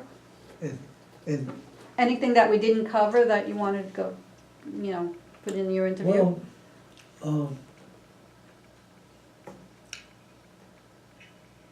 I felt very bad when I learned that my friend Aldo Rubano had died, because he was the one person I knew I would have liked to have seen. And I tried to find information, and the only thing they could tell me was that the people who, he wrote a book, if I can find the book, I shall, he developed, with people helping him, a book about what happened to F Company. Oh, okay, Yeah. all right. Amazing, because he could do that. He had done it before the war, Okay. yeah. But, We actually have a digital copy of that book. what's that? We have a digital Yes, copy I of think that we- book. I think we do.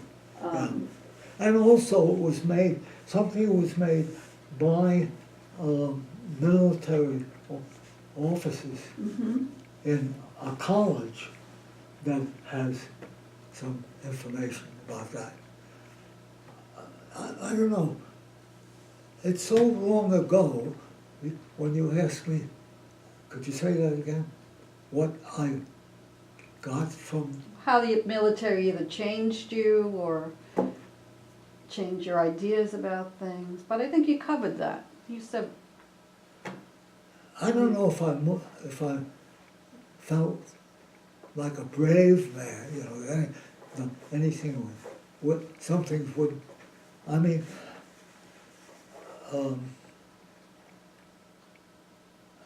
I had tremendous attention to being, to know more about the world. mm-hmm, I mean, I read Thomas Mann's 2 books, his book about his family and the, what's the other one? The mountain? What? The mountain? The Mountain. Yeah, you know that one? no. It's a book that gave him,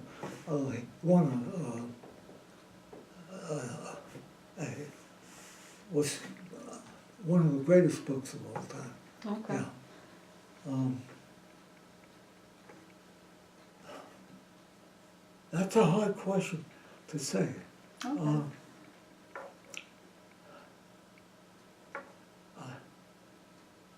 I knew my time, I invested my time very carefully. I know I did, Okay. yeah. But gradually, I wanted to find a young woman with whom I could do it. Yeah. And it took me a while. It didn't come easily. And I remember one time when I was going by train to the wonderful place called, on the coast of, England? what? England? No, What kind of training? what? What kind of training? Train. Train. You were taking a train? Yeah, in the United States. It was a ride of about 4 or 5 hours.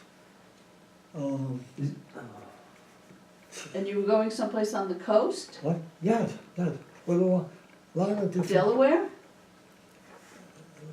Not Delaware. You know, What are you gonna John- do when you get there?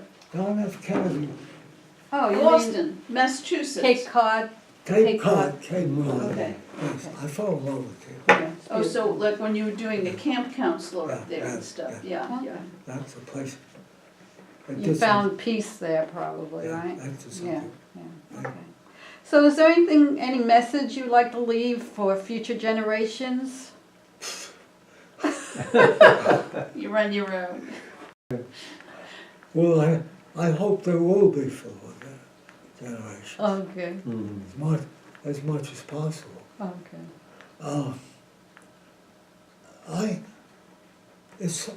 I think the way they look at colors and the way we look at colors is a vast difference. Yeah. There is so much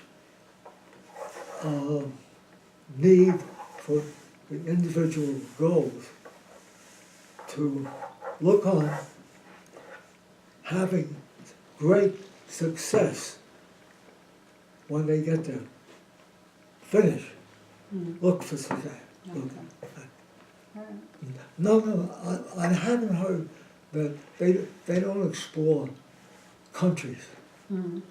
Now, I did that very late in my life. But Gina and I have done a lot of that. And I waited a long time. Mhm. yeah. Okay. But you were Yeah, doing yeah. that before I met you too.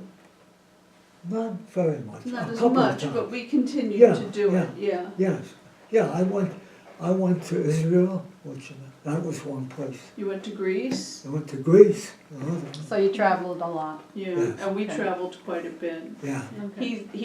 He's gone back to France probably a dozen Yeah, times since oh, the yeah, war, yeah. and well, that, when he Yeah. went back to study, he became friends with a French family with Oh, whom we're yeah. still in close contact That and whom was we visited many enormous times. contact. Okay. So Yeah.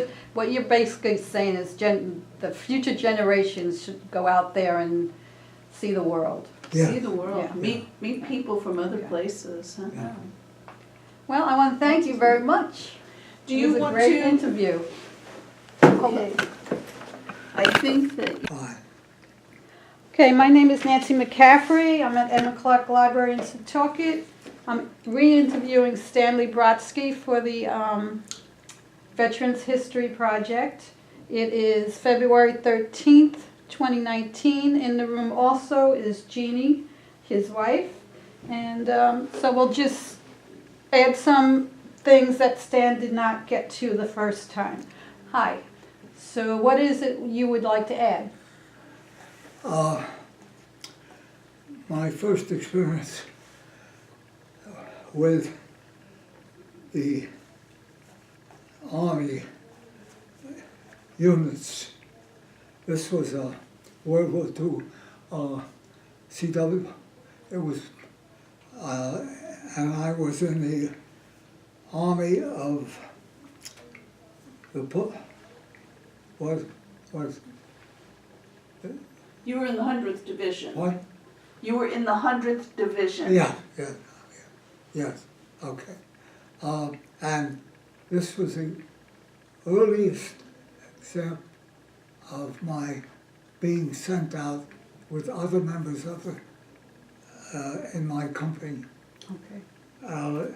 It was in the middle of November. I say it was the first because we had arrived at Marseille October 20th, and it took a while for them to get our company settled and Okay. situated. So then they found out about there was near, not very far away from the camp where they were, there was a house there with Germans there, and they wanted to get them out. And so in order to do that, they had to send two my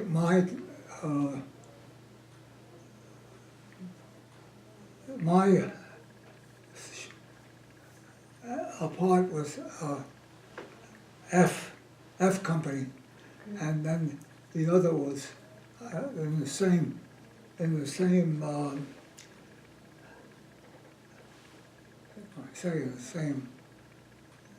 unit was an A company.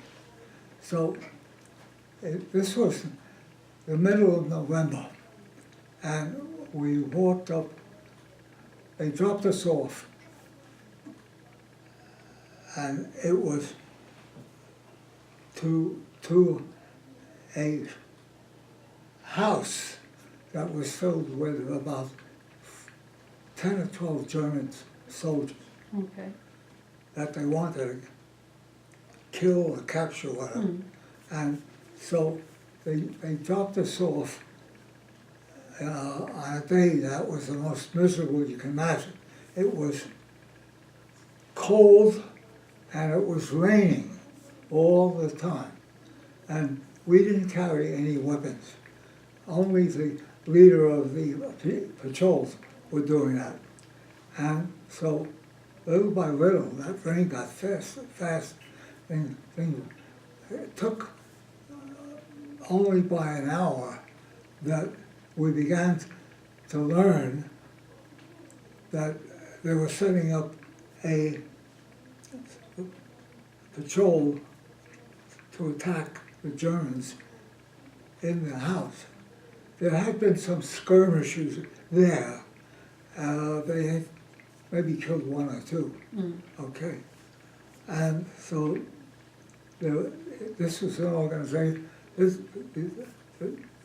battle, it wasn't a battle, but the attack on the house, see, we were up this way, and the house was down here, Okay. so we could see right down there. And every once in a while, they'd move and come out and look around, and they scuttled right back. Yeah, that was it. And all that time, we were shivering to death. I mean, we didn't have the right kind of clothing. No. We didn't have anything to drink. Oh, gee, it was horrible. But it tuned in to learn what it's like to be in combat. Right. So finally, they set up a invasion of the house with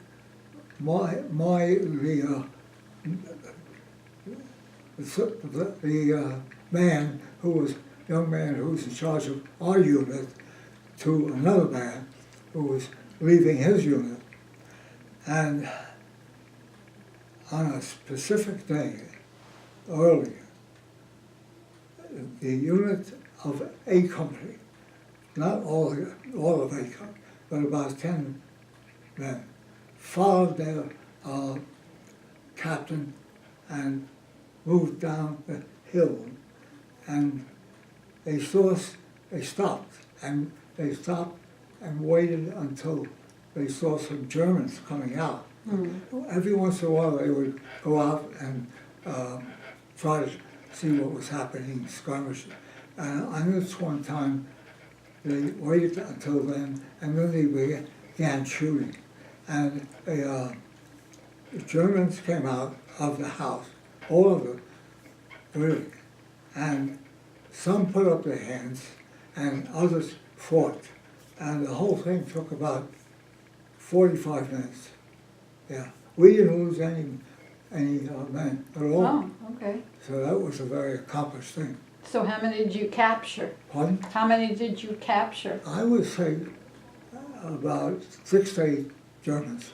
Okay. Yeah. And then what do you do with them after? What did Well, you bring them back to the barracks, do? The barracks. and then they were turned over to another group to be questioned.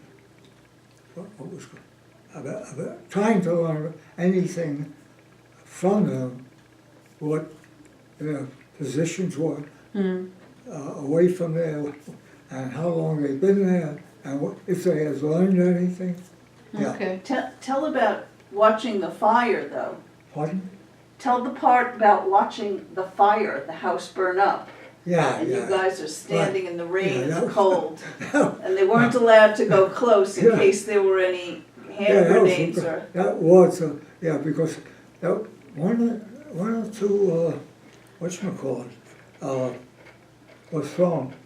Grenades? What? Grenades. Grenades were thrown before they moved in. And it turned out that the leader of A Company, which was up with our company, F, he was given a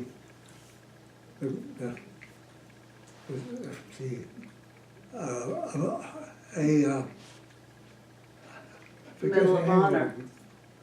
The Congressional Medal of Honor, right? Exactly. Yeah. Oh. Yeah, the biggest honor. So how did the fire started, and then what happened? You wanted to get close to the fire to get warm? Yeah. Well, they all any of the Germans who were still there, they surrendered. Yeah. They really did. Now you said you didn't have weapons. No, we didn't. So how did you fight without weapons? Well, the man who had led his company, A Company, and my But you had the mortar, right? what? You had the mortar? Yeah, I think so. Yeah. Yeah. But that's it. We didn't have any. As far as I remember, we weren't given any weapons. Really? For Because they were the mortar squad. They had, it takes like 3-4 guys to carry the thing and Oh, the I see, ammunition and okay. the stands, Alright. so they don't get conventional rifles and everything, But, but they feel a little vulnerable. Yeah, but it Because was the so, water's it was only so good for miserable up thousands there of feet. because it not only rained, it was cold, and they couldn't bring us anything. And it took about 3 or 4 hours for this wow. thing to finally work its way out. And they But it kept was looking at the successful. fire. And that was it. Okay. When I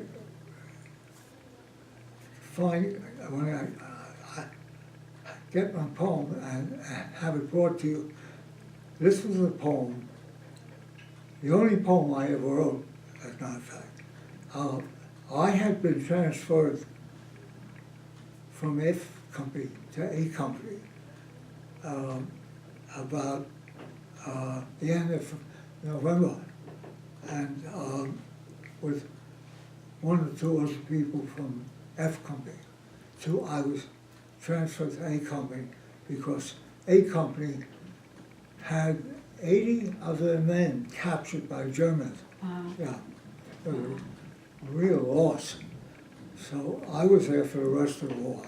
And during that time, I met other young men who I liked and so on, especially one who's, oh, I can't, you remember his name? Smitty? Smitty. Not Aldo, but Smitty. What? Smitty. I don't think it was Smitty. The minister. What? The minister. Yeah, well, he wasn't a minister yet. He was Oh. studying. Was Smitty. What? Smitty, Beverly's father. No, he wasn't called. I may be wrong.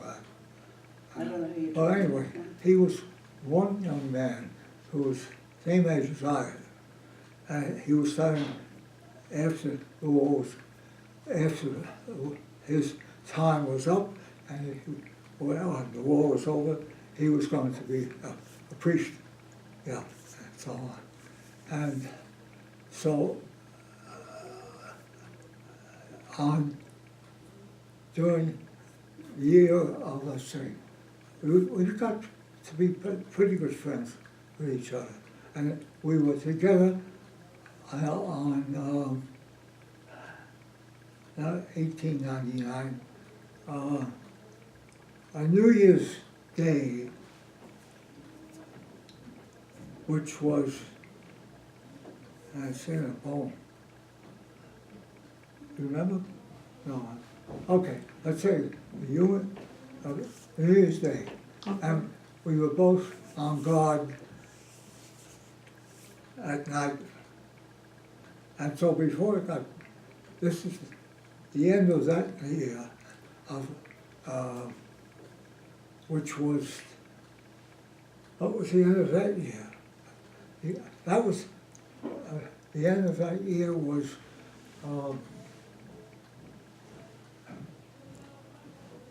The name of the year? 95. No, the year, the date. What was it, 44 or 43? 1944 or 1943? I said 44. 44, Yeah, okay. yeah. And so both of us we would celebrate. And his mother happened to send him some things for she found out about me and his friend. And she sent some cocoa and nothing to eat, just that. And so when That it was was your big New Year's? it was still daylight, getting darker, we stood up, and I gave him my poem. He didn't know I was writing it. Yeah, and he liked it very much. So his mother has it now, and she's getting together a group of poets from various soldiers who worked and served in World War Of II. the 100th Division, yeah. So I had her, she came to my house, as a matter of fact, several months ago. So I'm sure I can get a copy and send it. We can Okay. mail that. And where does she live?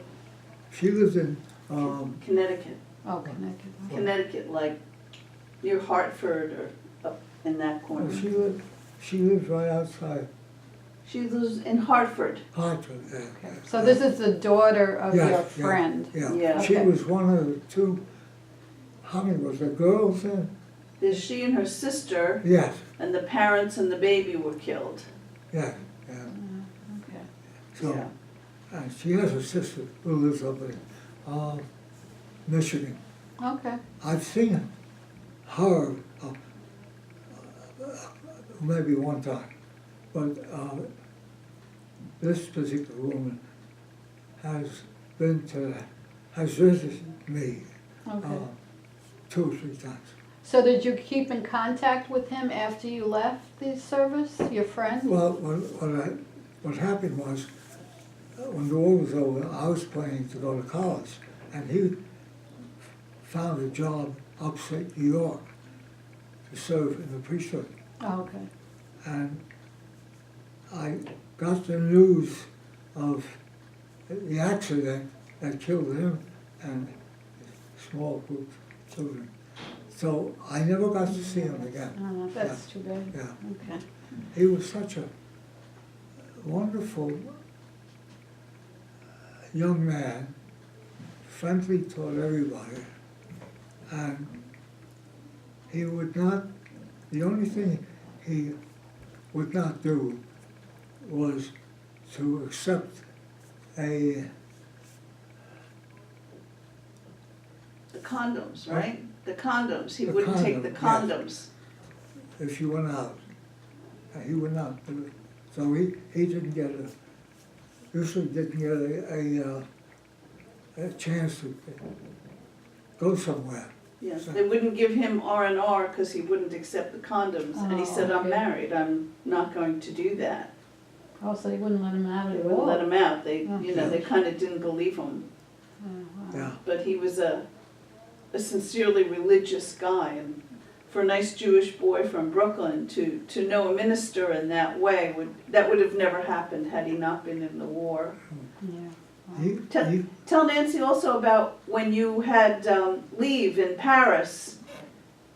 When you had leave in Paris leave him. after they liberated Yeah, well, Paris, Yeah, and all the guys went to the whorehouse. Where did you go? I went to what do you call it, The PX. PX. I had 3 dashes of You had milkshakes, right? yeah. Yeah, he had 3 milkshakes. They all went over to the whorehouse, and he went to the PX to get milkshakes. Yeah. Sounds like you were always hungry. Yeah, yeah. So did you do anything else in Paris, or you just went? In Paris? Yeah. Well, this was on a way to trip. I got rid of first leave when the war ended to go to England, and so I took with me shoes that I thought would be very good, but they didn't. They were too tight. They were made by the French, and then I had cigarettes, and then I had maybe something else. So when the train stopped, I immediately got off. I had a bag, and a lot of French people, the men, were looking to see if they could find some clothing or other things that would be helpful for them. So somebody saw me and motioned, follow me. I mean, you could have got killed. Mm-hmm. So he took me to a small cafe, and he said, go in the back. And I took the bag with me and opened it up, boom, and he took everything I had, including his cigarettes also. And I came out with $110. That's good money for them. Yeah. A lot of money. So is there anything else you wanted to add about your experiences? I was wondering if But wasn't that when you decided to come back to Paris? What's that? And when he finished his Well, studies, he had a I- little money left on VA bill. Yeah, I had to pass on my mind, really, because even before. That one experience, he Went to really the war. loved it. I really wanted to see what it would be like Hmm. to spend some time there. I was wondering, did I refer to my leaving my company A, leaving my company F? This was June, in December, and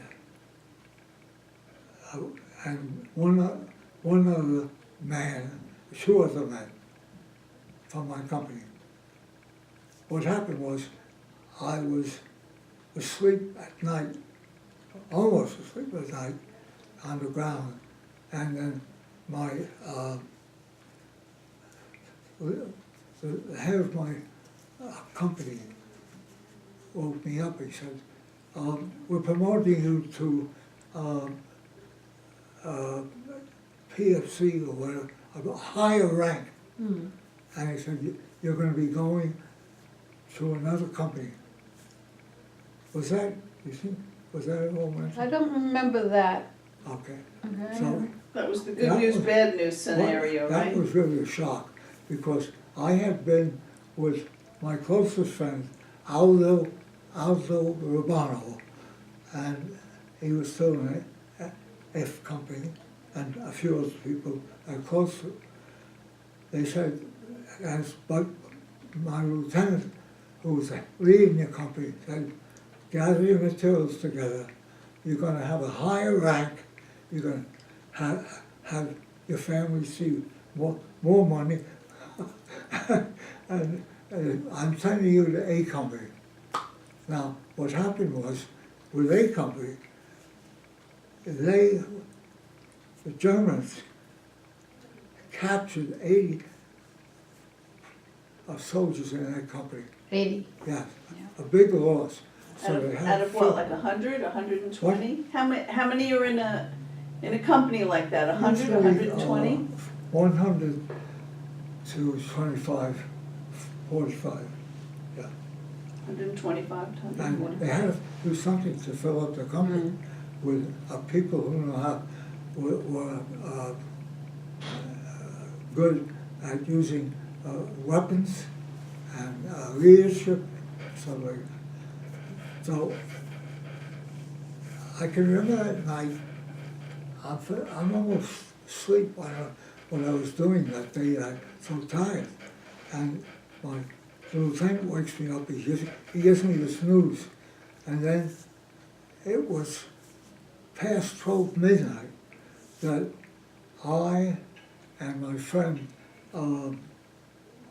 Huffman. Huffman, yeah, and one other GI got into a Jeep, a large Jeep, and they drove us about 3 hours to where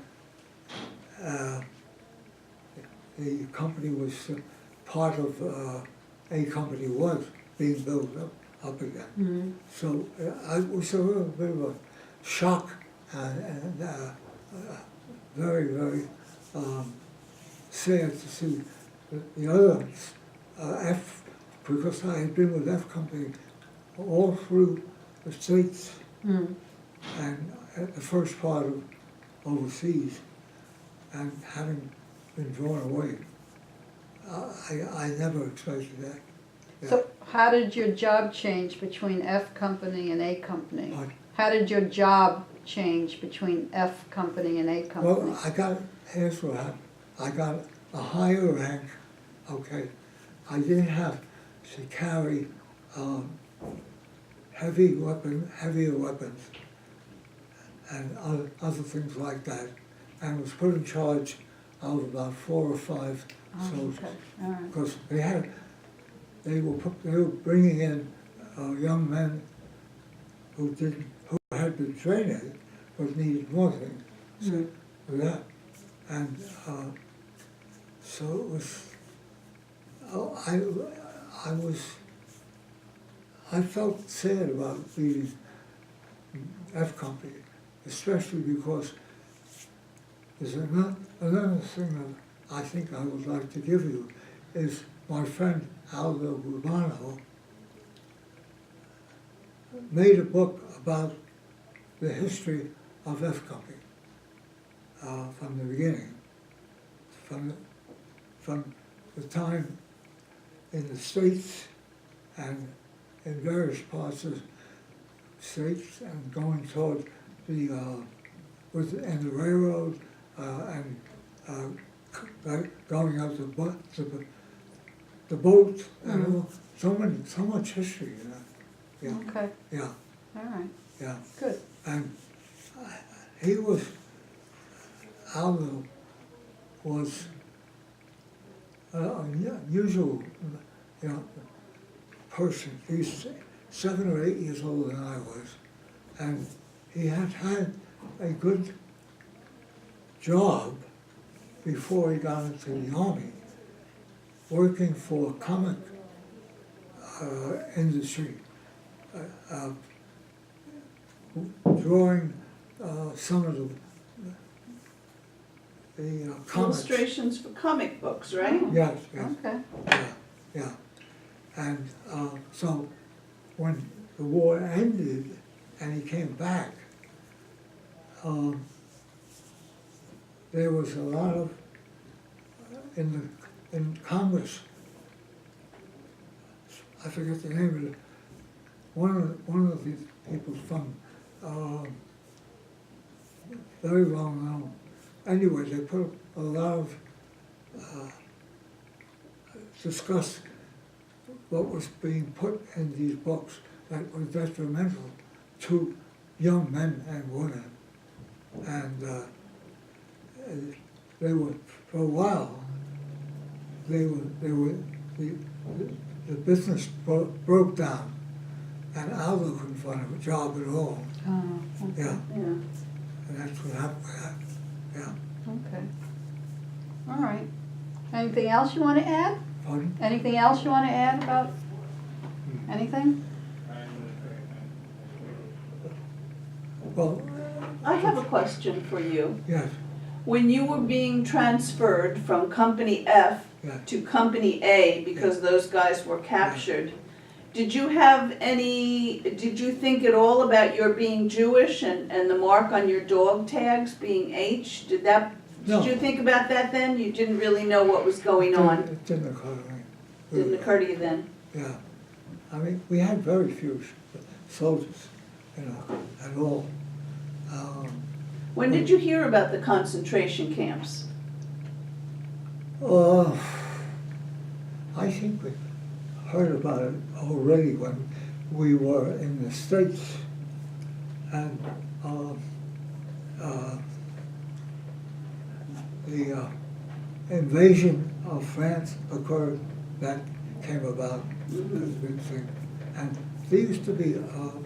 But were you aware of the scale and of the Jews being targeted like that? No, never.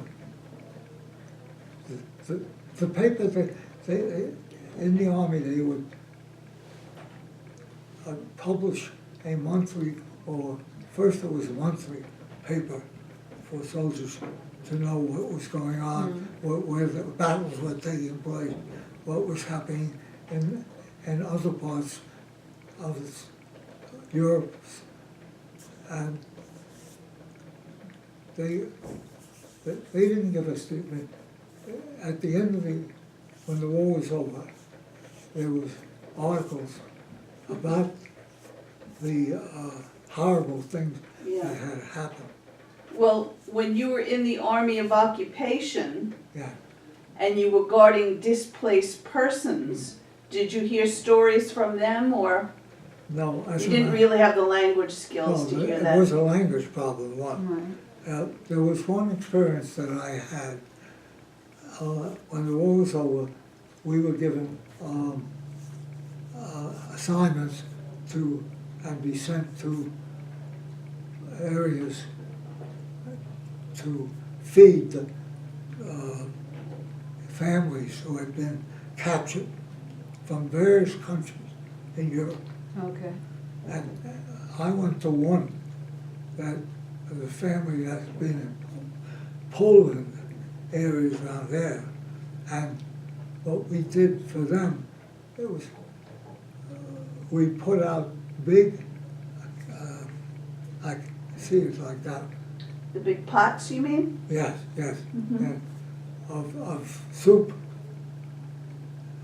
particularly soup and stuff like that, and other things they could eat. They were housed in this particular group of families were housed in a fairly good place until they could be sent to their country. So this was in Germany then? Yes, yes, Okay. yeah. And how long did you do that? Pardon? How long did you do that? I wasn't on it for very long. No. Okay. And I did, I made a, I traded with one of the young men for something, and he gave me a nice watch that he had that was round, which I gave, Oh, a pocket watch, yeah. yeah, I gave to my daughter, yeah. Okay. I was very happy to do that. Okay, good.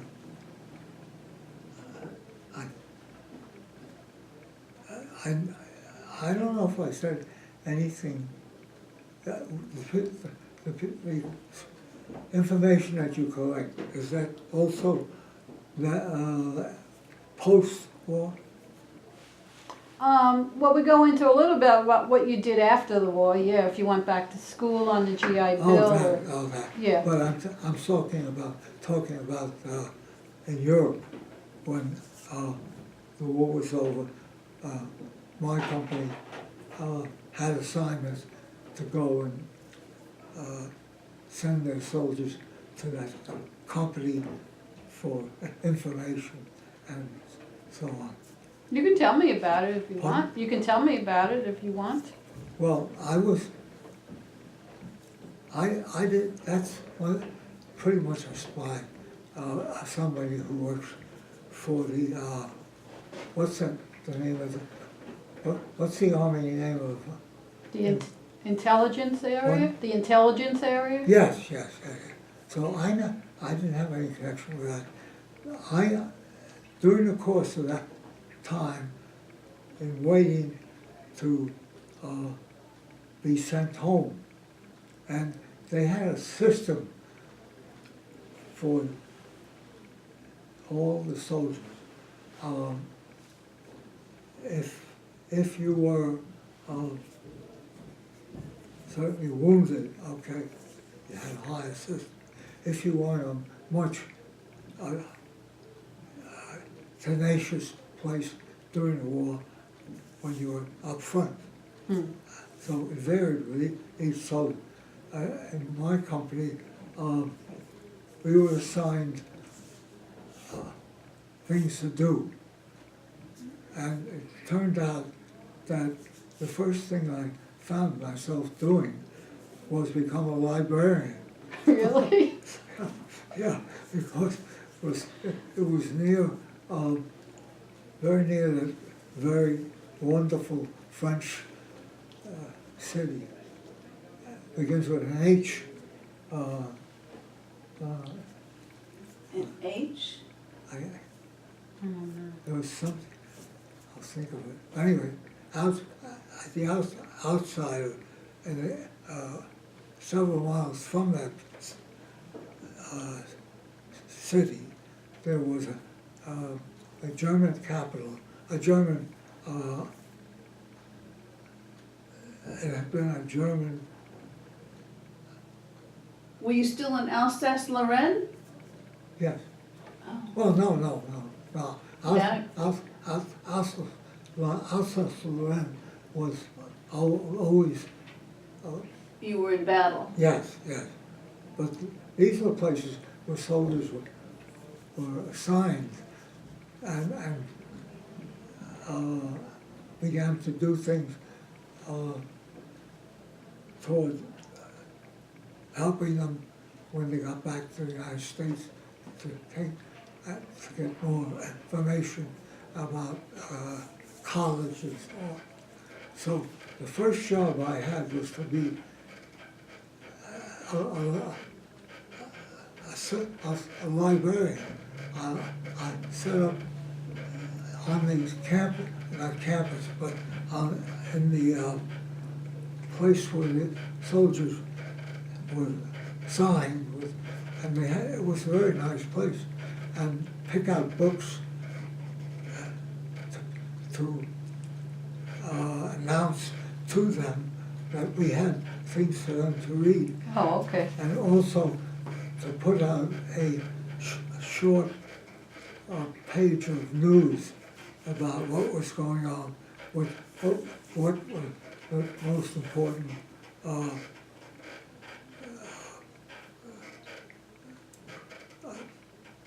the most important books of that era that they could get more information about, and that was very helpful to Okay. them. So, and then from then, they transferred me, I was lucky again, they transferred me to a house in, I think it was in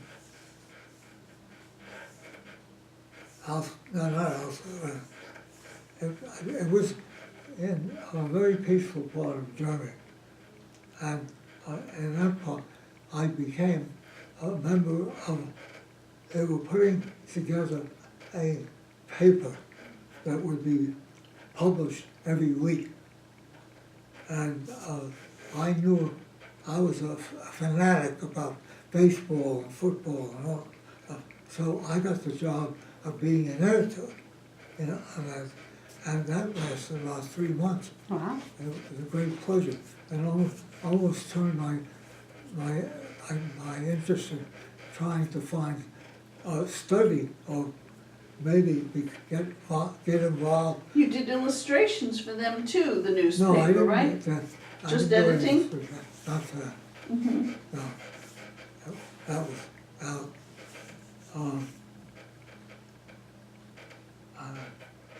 I don't know if you anything else. Okay. I wrote letters tenaciously. I mean, they're still there in the attic or downstairs. Yeah. I can actually print for you Remember When, which is the yearbook from his company about their wartime in Europe. The guys got together with photographs and they wrote stories and did a few illustrations. I'm surprised. I would think that somebody from the 100th Division Yeah. probably sent that in, Remember When, right? Yeah. That's probably in an archive It probably someplace. is already, yeah. Yeah. Well, now I have found out that the men that I served with in F Company or A Company, everyone is dead except one person whose name is James Reynolds, Jim Reynolds. Jim Knuckles. What? Knuckles. Nichols. Nichols. Jim Nichols, fabulous librarian, so on. He found he was anxious to go to England and live there, and he did, and he had a wife, and he traveled enormously. So we found out eventually that he and I were the only ones alive. And then just a few weeks ago, we got a letter saying that he fell on, what was it, on He injured his shoulder, yeah. His wife and he both teach at Cambridge. They taught at American University and Cambridge, and they kind of floated back and forth, but the last 20 years they've been in England. Okay. So, and again, that was made possible by the VA bill.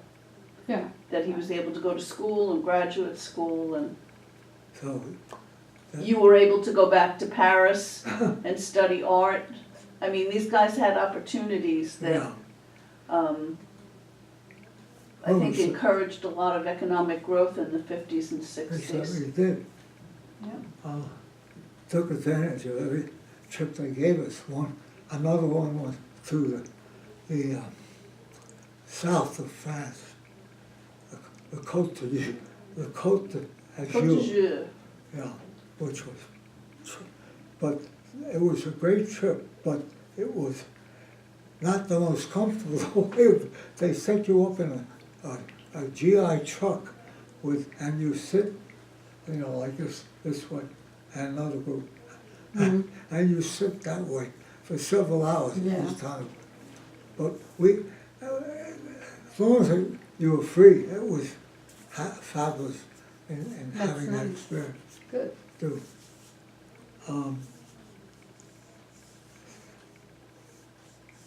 One of the strangest things was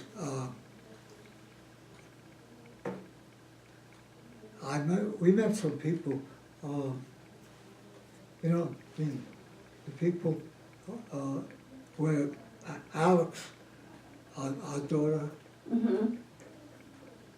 and where the town, going up to Alex's house or going down from it, Oh, yeah. this is kind of interesting. When Stanley was, there was some organization that put together pen pals towards the end of the war, Army, or I should say service members with people that were interested in being a pen pal, and there was a woman in New York that Stanley wrote to for quite a while. Yeah, And she kept all of his letters, and she went on to become a fairly well-known drama teacher in New York City. And when a few years ago, 2-3 years ago, a gentleman who lived upstate contacted Stanley and said, "I have some of your letters from the Army." And to be honest, we thought he was lying. We thought there was some kind of scam. But it turned out he bought a box of letters. He collects military memorabilia. He actually likes the Civil War, but he collects a lot of Army memorabilia. And she had a whole box of these pen pals, service guys, that she wrote to during the war. That was her thing, her contribution. And Stanley's letters were in there. He said, but Stanley's letters really stood out because they had illustrations and they were beautifully lettered, like you saw in Stanley's book. And so he said, I'd like to return them to you if I could. And we said, oh, are you selling? He said, no, I just want to give them back to you. They're just so exceptional. Her family didn't want them. I admire them, but I feel like your family can really appreciate them. So we've met with the man and his wife a couple of times. They're lovely people, but they put it in a little binder for him and everything. And Stanley, for a while, he couldn't even remember this lady. I did not have any remembrance. You met her maybe once in person? No. You never met her? No, I only found out about Through the this. letters, yeah. It's crazy, because you're a New Yorker, you could have met her. The war was over, The war was over and, and during that time, I was writing to several other people. I wrote to that person, and she lived in New York City, and was 3 years older than me. So, but I had no recollection.